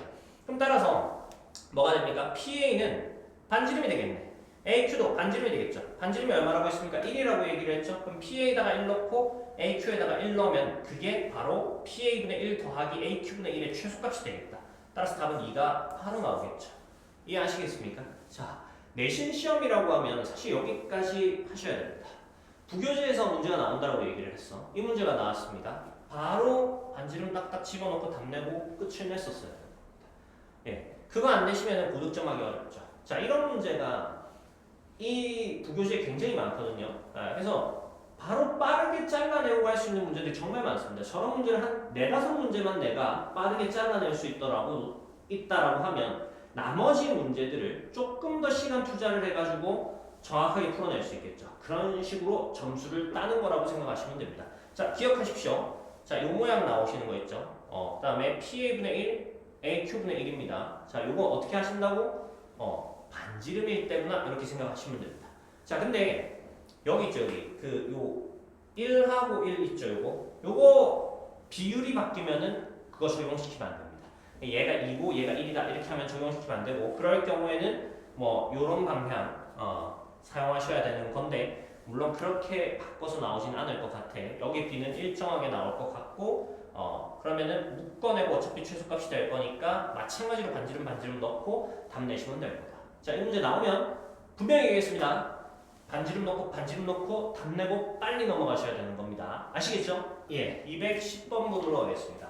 자, 이것도 이제 전형적인 문제에 속합니다. 한번 읽어보겠습니다. 내 실수 A, B, C, D에 대하여 A제곱 더하기 B제곱이 4, C제곱 더하기 D제곱이 16. 그때 AC 더하기 BD의 최대값과 AB 더하기 CD의 최대값의 합은 이렇게 물어봤습니다.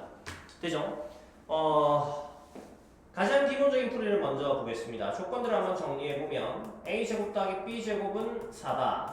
다음 C제곱 더하기 D제곱은 16이다. 이렇게 주어져 있죠.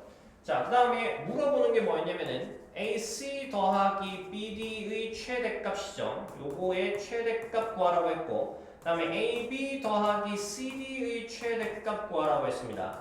자, 마찬가지로 해설지 풀이 조금 어렵습니다. 어디가 어렵냐면은, 자, 요거 위쪽에 있는 거 있죠? AC 더하기 BD를 구하는 것은 정상적인 방향이 맞습니다. 근데 요거 AB 더하기 CD를 구하는 방향에서 좀 비정상적인 것 같습니다. 그래서 일단 요거는 그대로 차용하셔도 될 것 같고, 해설지를 얘는 조금 생각을 해보라 라는 얘기가 될 겁니다. 자, 일단 한번 가보도록 하겠습니다. 정상적인 방향으로 한번 먼저 볼게. AC 더하기 BD의 최대값 구하라고 합니다. 제곱 더하기 제곱이 있고 제곱 더하기 제곱이 있죠. 자, 요거 이제 뭘 떠올리실 수 있습니까? 코시 슈바르츠 떠올리실 수 있겠죠. 자, 그건 그대로 쓰는 겁니다. A제곱 더하기 B제곱 곱하기 C제곱 더하기 D제곱은 뭐보다 크거나 같습니까? AC죠. 다시 AC 더하기 BD의 전체의 제곱보다 크거나 같다 이렇게 쓰실 수 있겠죠. 얘가 이제 4가 될 거고 얘가 16이 되겠습니다. 이해하시겠죠? 자, 그러면 얘가 지금 얼마니까? 64니까 맞죠? 64니까 얘의 범위 AC 더하기 BD의 범위는 뭐와 뭐 사이입니까? 마이너스 8보다는 크거나 같고 8보다는 작거나 같다. 이렇게 정리가 되겠죠. 할 수 있겠습니까? 따라서 얘는 이제 최대값이 얼마다? 8이다. 이렇게 구하시면 되겠고, 자, 다음에 AB 더하기 CD의 최대값을 구하라고 얘기를 했습니다. 자, 근데 이게 이제 해설지에는 뭐 A 플러스 B를 제곱하고 C 플러스 D를 제곱하고 이런 형태로 이제 갔는데, 사실 이거는 간단합니다. 자, 요거 이제 산술기하 쓰시면 되고 요거 산술기하 쓰시면 된다 이렇게 생각하시면 되겠죠.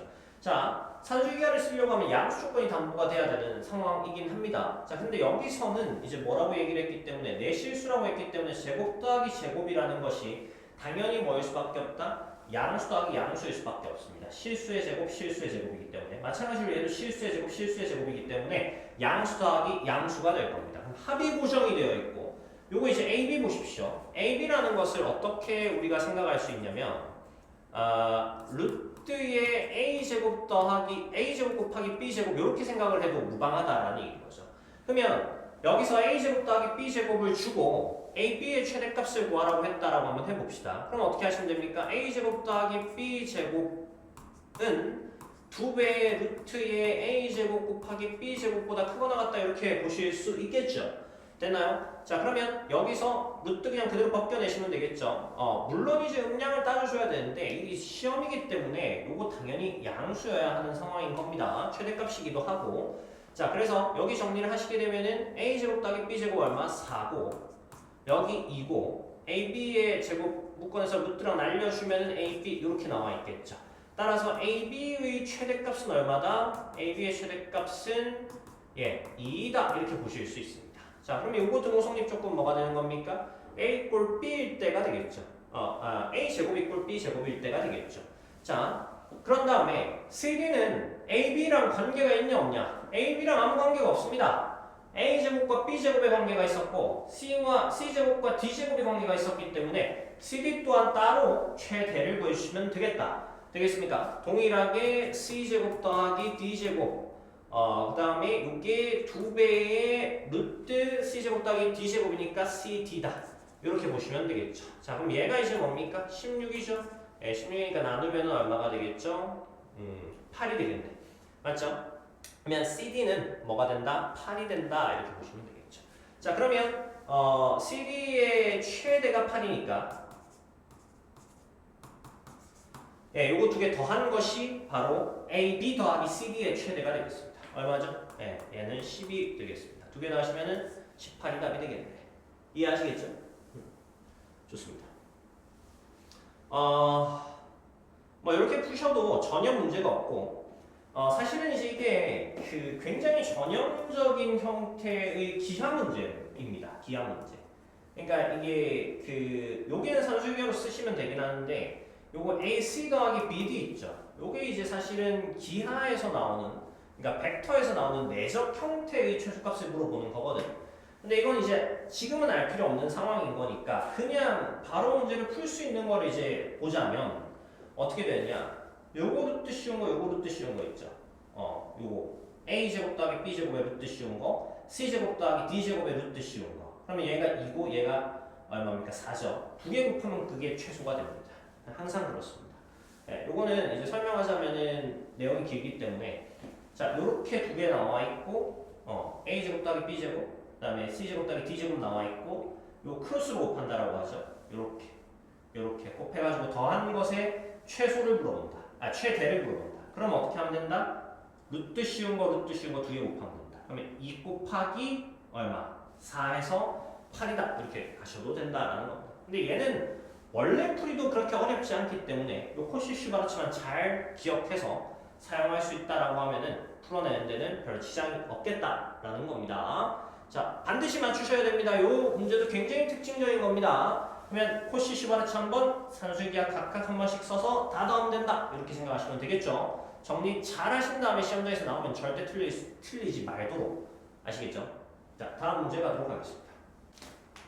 자, 211번 보도록 하겠습니다. 오른쪽 그림과 같은 ABCD에서 AB가 7, AD가 1, 그 다음에 각 A각 C가 각각 90도일 때 ABCD의 둘레의 길이의 최대값은 이라고 합니다. 자, 원론대로 문제를 푸는 것부터 그 다음에 이것도 한 1, 2초 안에 문제를 풀 수 있습니다. 1, 2초 안에 문제 푸는 방법까지 이렇게 한번 얘기를 해보도록 하겠습니다.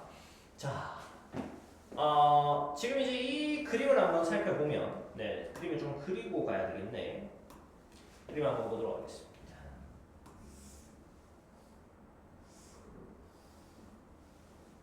이런 형태의 그림이 그려져 있죠.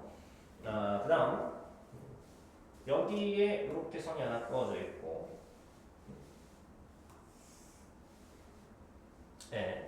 여기 직각 표현되어 있는 상황입니다. 여기 직각이고 여기 직각이죠. 여기 A, 여기 B, 여기 C, D.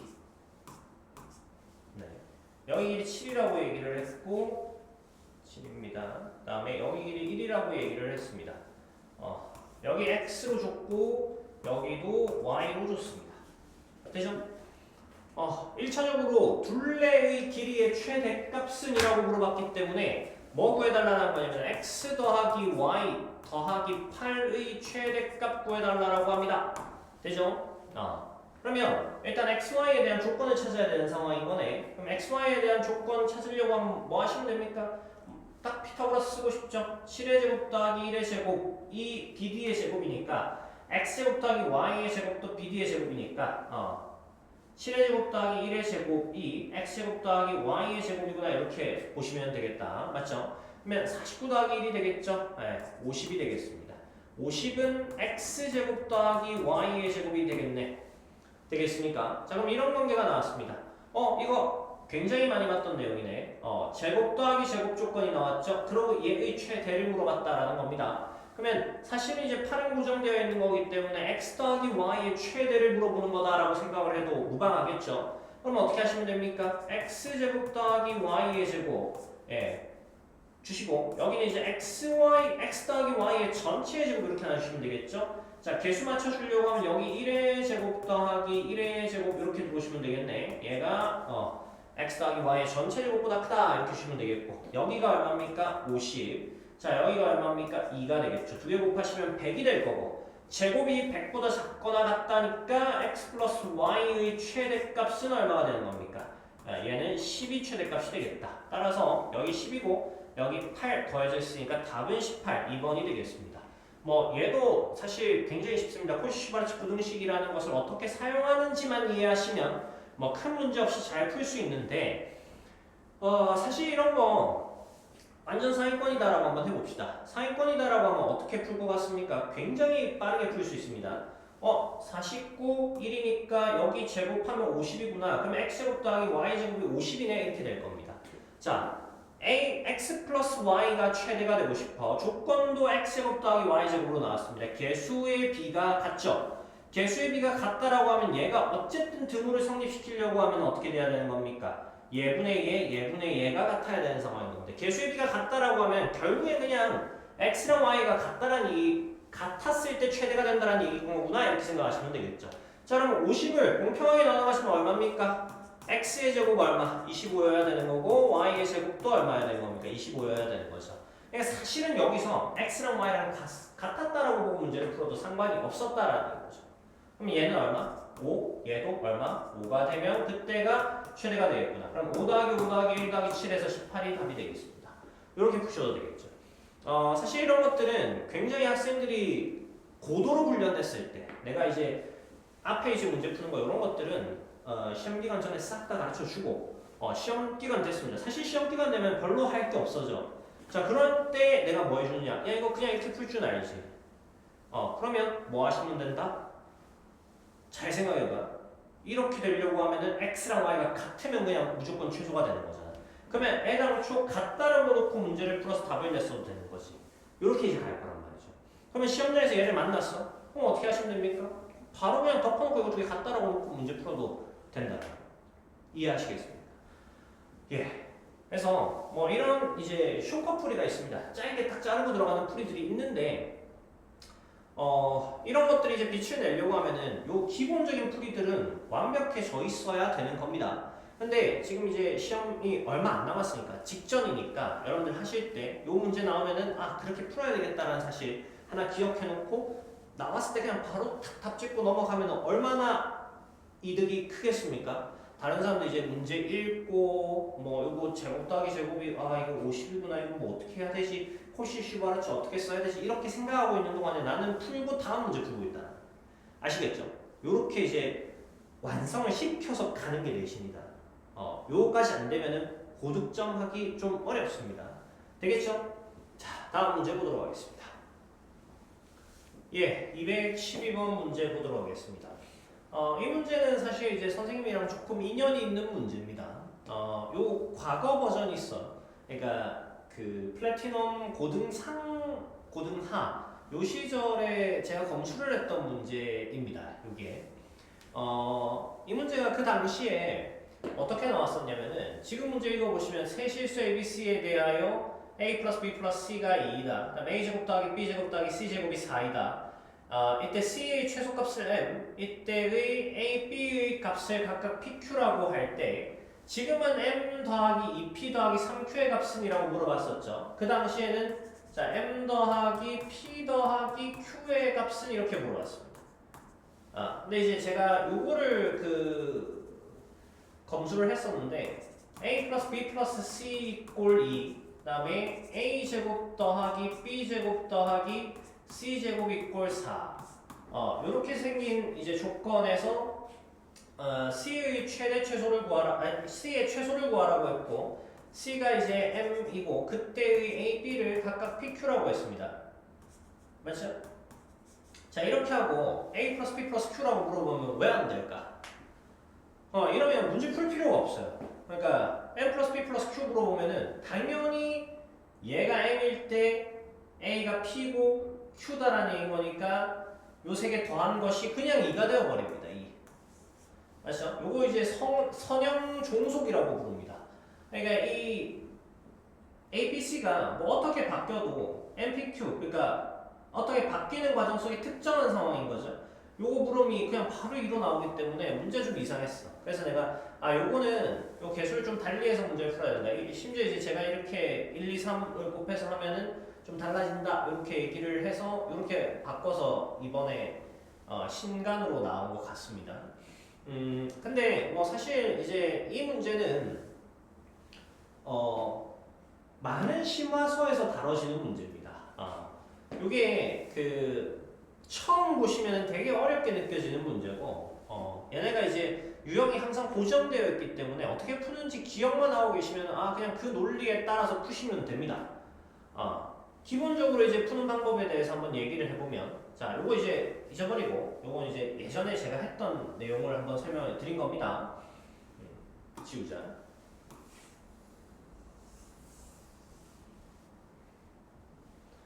예. 이제 문제를 한번 풀어보면은 요 두 개의 조건이 있죠. 이 상태에서 C의 최소값을 구하라고 했기 때문에 어떻게 정리를 해주는 거냐면은 A 플러스 B는 E-C다. C를 딱 넘겨서 이렇게 하나 적어주시고 그 다음에 C제곱도 하나 넘깁니다. A제곱 더하기 B제곱은 4-C제곱이다. 이렇게 하나 적어줍니다. 자 이렇게 하고 나서 보니까 뭐가 특징적으로 보이냐면 A 플러스 B 하나 나오고 A제곱 더하기 B제곱 이렇게 하나 나온다 라는 걸 알 수 있겠죠. 자 그러면 이게 이제 우리 어디에서 많이 사용됐던 것이다. 코시 슈바르츠, 코시라고 부릅시다. 코시 부등식에서 많이 사용됐던 구조이구나 이런 걸 하나 알 수 있겠죠. 그래서 얘네를 그대로 코시 슈바르츠 부등식에다가 밀어 넣습니다. 그래서 어떻게 되는 거냐?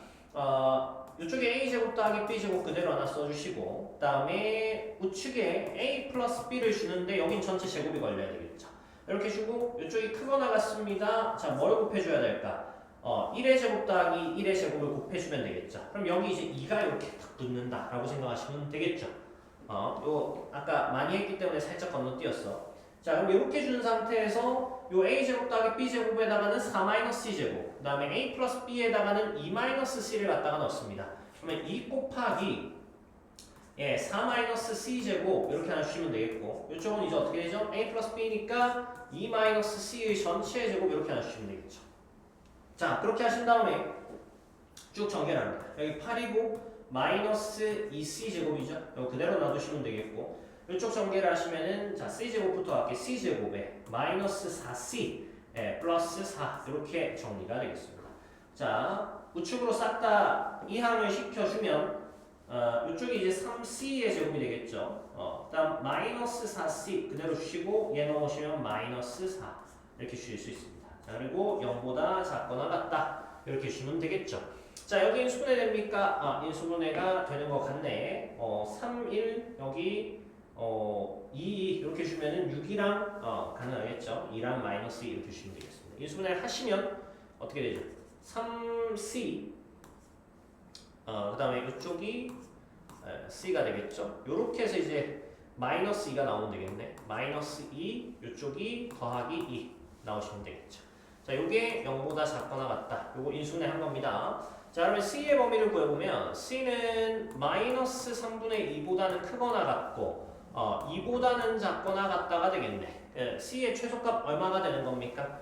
c의 최소값은 요거 마이너스 3분의 2가 되겠습니다. 자 그러면 얘 또한 마찬가지로 뭐가 성립했었어야 되기 때문에 여기서부터 내려와가지고 쭉 등호가 다 성립하면서 와야 요 등호도 성립할 수 있는 상황인 거죠. 그럼 등호 성립 조건에 의해서 요 등호가 성립하려고 하면 그 위에 등호 성립해야 되고 그 위에 등호, 그 위에 등호, 그 위에 등호 다 성립해야 되기 때문에 요 코시-슈바르츠 부등식에서 등호 성립 조건과 동일하겠다라고 보시면 되겠습니다. 그러면 여기가 이제 다시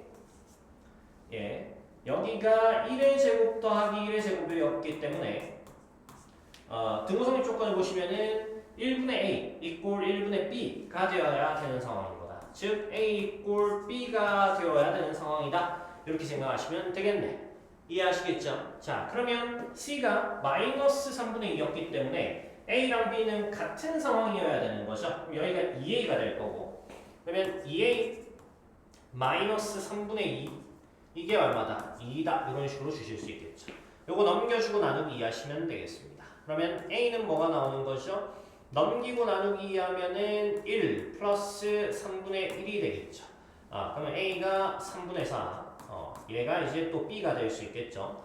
따라서 M 더하기 2P 더하기 3Q라는 것은 M이 마이너스 3분의 2, 그 다음에 2P가 뭐가 되는 겁니까? 2P가 3분의 8, 그 다음에 3Q가 뭐가 되는 겁니까? 3분의 12가 되는 겁니까? 이렇게 이제 보실 수 있겠죠. 그럼 여기 계산하시면은 2가 나오네. 여기 계산하시면은 4가 나오고 답은 6이 되겠습니다. 하실 수 있겠죠?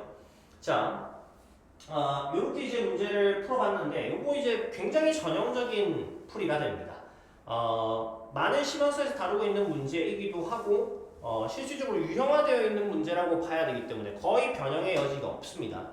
변형의 여지가 없을 경우에는 얘는 거의 외워서 문제를 풀어야 되는 거고, 자, 객관적으로 봤을 때 어려운 문제 맞습니다. 하지만 공부를 했고 배운 학생의 입장에서는 굉장히 쉬운 문제라고 보셔야 된다. 되겠죠? 자, 그 다음에 여기서 이제 한 가지 팁을 드리겠습니다. 그럼 이 유형이 아까 말했듯이 항상 고정이 되어 있다는 얘기입니다. 거의 고정이 되어 있거든. 그래서 이런 경우에는 문제를 어떻게 풀 수 있느냐? 자, 내가 공부가 너무 많이 됐어. 이제 더 이상 할 게 없다. 자, 그러면 이런 것들도 한번 해볼 수 있습니다. 자, 봐봐. 이 유형을 인지했다라고 가정합시다. 이 문제 다 읽었어.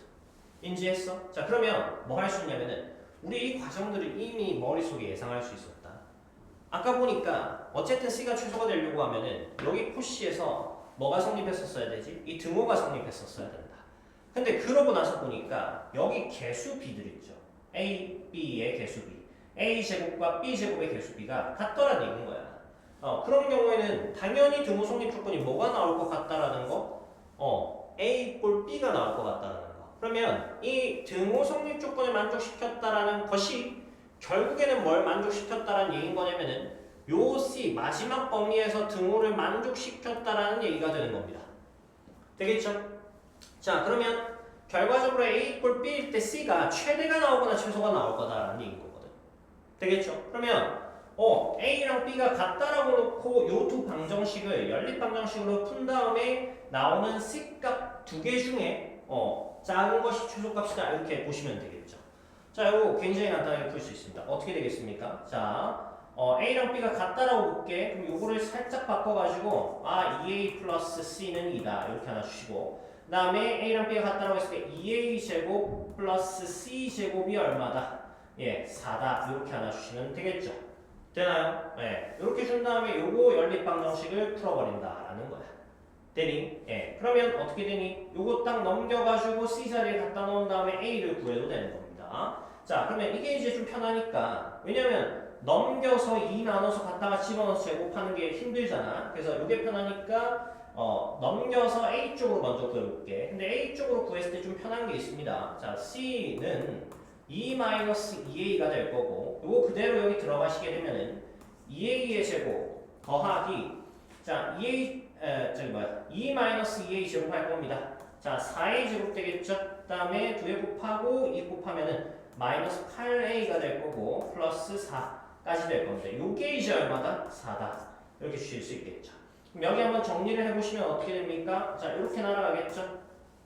여기 0이 될 거고, 여기가 지금 6A 제곱 마이너스 8A가 0이다가 될 겁니다. 자, 이쪽으로 좀 넘어올게. 6A 제곱 마이너스 8A죠? 8A가 0이다 이렇게 되겠죠. 자 그러면 2는 한번 약분시켜버리고 A 다 묶어내면 되겠죠? 그럼 2A로 묶어냅시다. 2A로 묶어내면은 3A 마이너스 4 이꼴 0 이렇게 될 거고 그때의 A 값은 얼마가 된다? 3분의 4가 된다라는 사실을 알 수 있습니다. 그러면 그때의 B 값 또한 3분의 4가 된다라는 거고 그것에 해당하는 C 값을 구해내야 돼. 자 그럼 여기다가 넣어가지고 C를 구하면 되느냐?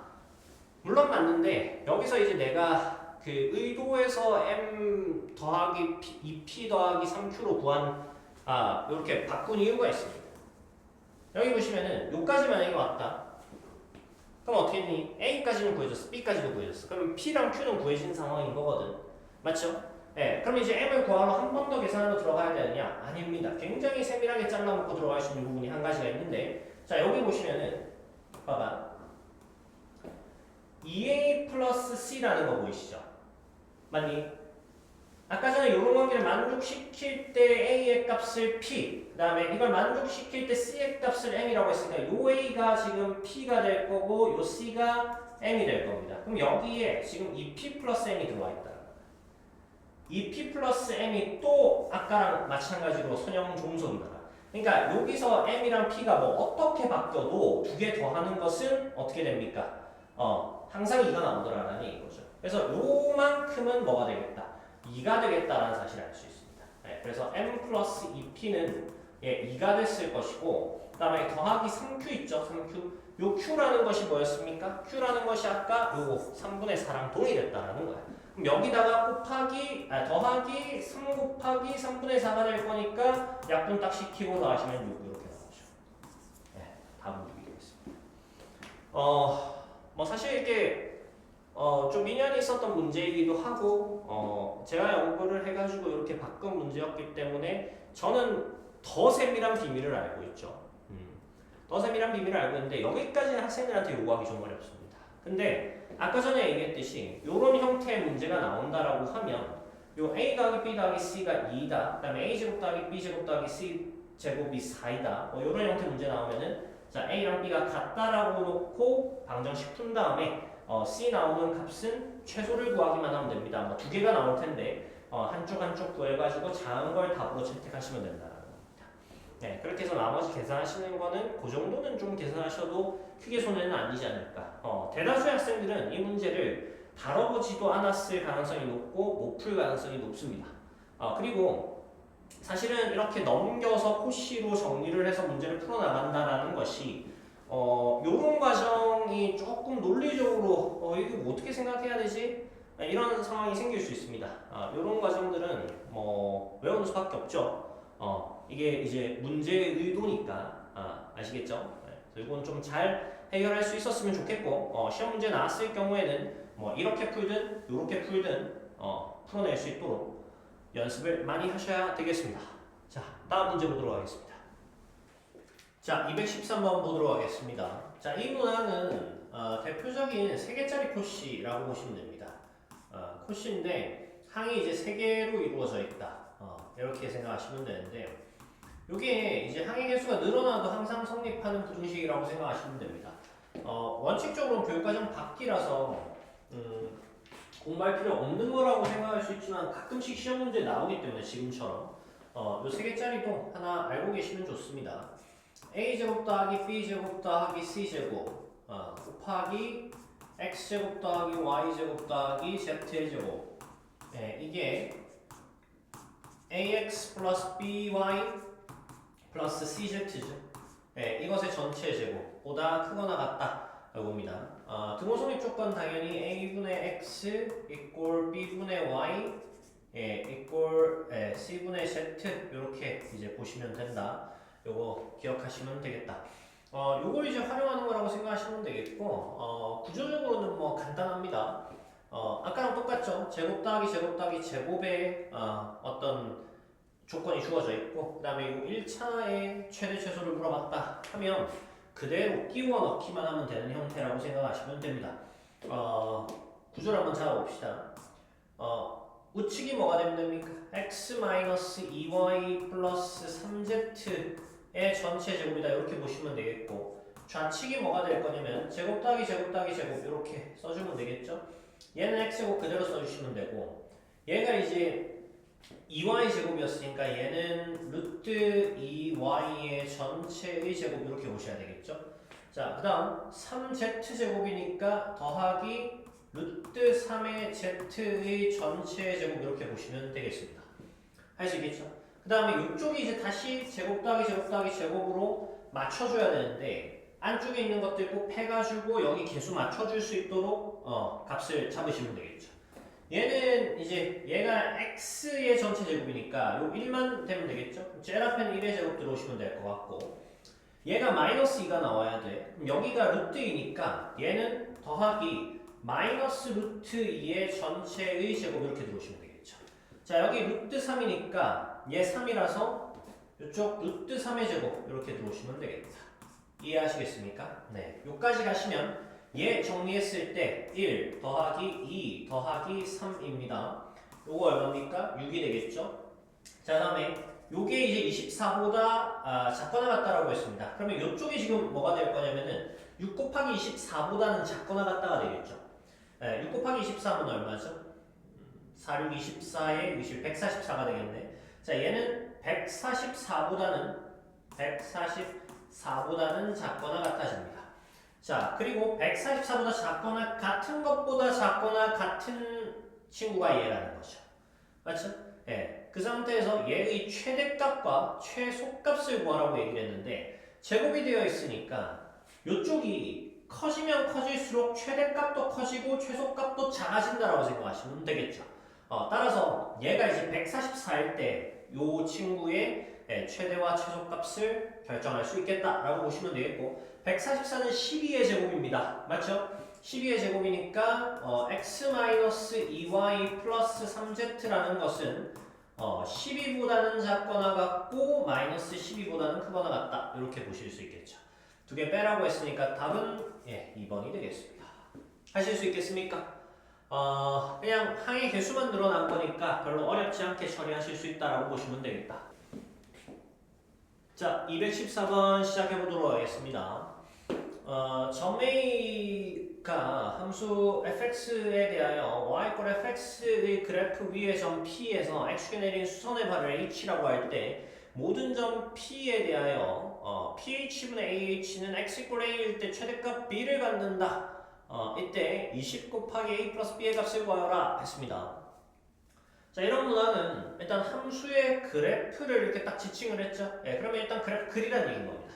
그래프 그려서 관찰해 달라는 얘기가 될 거고, 그 다음에 여러분 좀 체크를 하셔야 될 게 뭐냐면은, 여기 이제 마지막 조건이 있죠.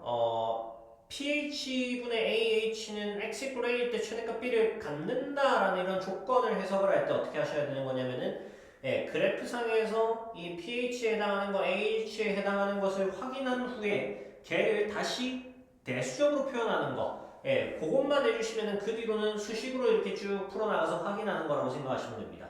요게 이제 나중에 되면은 기하와 대수를 이렇게 좀 나눠가지고 기하적으로 상상한 다음에 대수적으로 확인한다라는 요런 어떤 용어가 있습니다. 뭐 지금 당장에는 그렇게 크게 고민할 필요 없고 그림을 그려서 수식으로 확인한다. 이렇게 이제 생각하시면 되는 거다.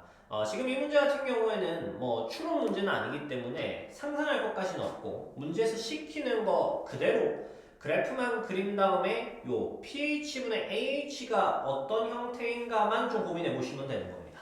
하실 수 있겠죠? 자, 그래서 일단 요 함수에 대하여 그래프부터 좀 그려보도록 하겠습니다. 자, 좌표 평면부터 그리고 출발할게. 다시. 네, 이렇게 이제 좌표 평면이 있다. 네, x축이고 여기 y축입니다. 마이너스 2,0 찍으시면은 요쯤 되겠죠? 마이너스 2,0 여기 A점이 이렇게 찍혀있다고 보시면 되겠고 요 fx 그래프 한번 보겠습니다. fx는 x제곱 플러스 2x 플러스 9라고 되어 있죠? 양수 범위에서만 그리라고 하고 있는 상황입니다. 0 이상에서. 자, 완전제곱 걸로 바꾸는 게 좋겠네. x 플러스 1의 전체의 제곱 플러스 8이다. 이렇게 보시면 되겠고 얘는 축이 음수 범위에 있는 상황인 거죠. 그래서 이렇게 쭉 증가하는 형태의 그래프를 그리시면 되겠습니다. y절편의 경우에는 0 넣었을 때 9가 나오니까 9 정도라고 보시면 되겠죠. 약간의 왜곡이 있어도 상관이 없다. 자, 그 상태에서 y = fx 그래프 위의 점 p라고 얘기를 했습니다. 그럼 p가 지금 어디 있다는 얘기가 될까? 예, p가 요 그래프 위에 이렇게 존재한다라는 얘기가 되겠습니다. 그 다음에 h가 뭡니까? h는 p에서 x축에 내린 수선의 발이라고 얘기를 했어. 그러면 수선의 발 한번 볼게. 수선의 발 어떻습니까? 밑으로 x축자리로 그냥 쭉 내리면 됩니다. 예, 여기서 시작해서 이렇게 내려서 여기를 수선의 발이라고 부르겠네. 자, 그러면 요 점이 이제 h가 된다라는 얘기인 거죠. 여기 h가 될 거고, ah 요거죠. ah분의 ph, ph분의 ah 이렇게 되겠습니다. 그럼 ph가 지금 뭐니?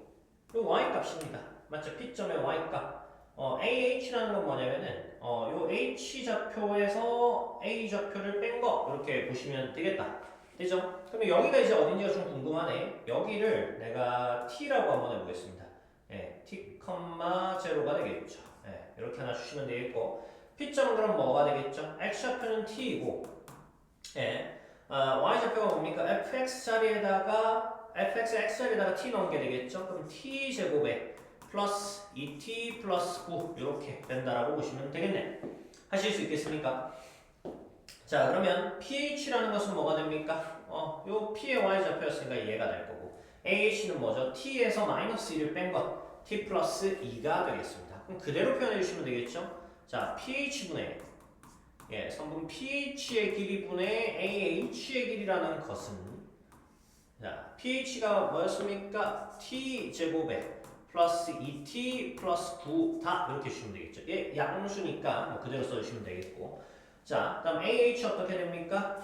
t 마이너스 마이너스이니까 t 플러스 2가 되겠습니다. 이렇게 이제 정리가 된다고 보시면 되겠네. 하실 수 있겠죠? 자, 그 다음에 이것이 A일 때 최대값 B를 갖는다라고 얘기를 했어. 자, 그러면 선생님 요런 형태의 최대 최소 구해본 적 없는데요 이렇게 생각하실 수 있지만 간단합니다. 어렵게 생각하지 마시고 분모 분자가 둘 다 변하고 있는 상황인 거죠. t 값에 따라서. 자, 우리는 요런 상황에서 뭐를 하지 않는다. 최대 최소를 구하지 않는다. 요게 이제 나중에 뭐 미적분 2 정도 가시면은 이런 거 그냥 있는 그대로 최대 최소를 구하는 경우가 있는데, 뭐 보통 이제 고등학교 1학년 단계에서는 한쪽을 고정시켜 주는 것이 원칙이라고 생각하시면 됩니다. 자, 그러면 어떻게 고정을 시켜줄 수 있을까에 대한 고민인데, 여기 있는 분모 분자를 분자로 다 나눠주면 어떨까라는 겁니다. 요거는 뭐 그게 좀 편할 것 같으니까 그렇게 나눠주는 거야. 자, 분모로 나눴을 경우에는 2차분의 1차가 되면서 동일한 상황이 나오잖아. 맞죠? 그러니까 분자로 나눠준다. 분자로 나눠주면 t 플러스 2분의 t제곱 플러스 2t 플러스 9가 될 거고, 분자가 1이 되겠죠. 그러면 분자는 고정이 되어 있는 상태고 분모만 바뀌는 상황인 거다. 근데 분모가 상당히 변형하고 쉽게 생겼습니다. 자, 그럼 어떻게 변형을 하시면 됩니까? 자, 요렇게 하나 뜯을 수 있겠죠. 왜냐면 t 딱 묶어냈을 때 t 플러스 2로 묶여 나오면서 약분이 될 것 같으니까. 자, 좋습니다. 그리고 요렇게 변형해 주시면 되겠다.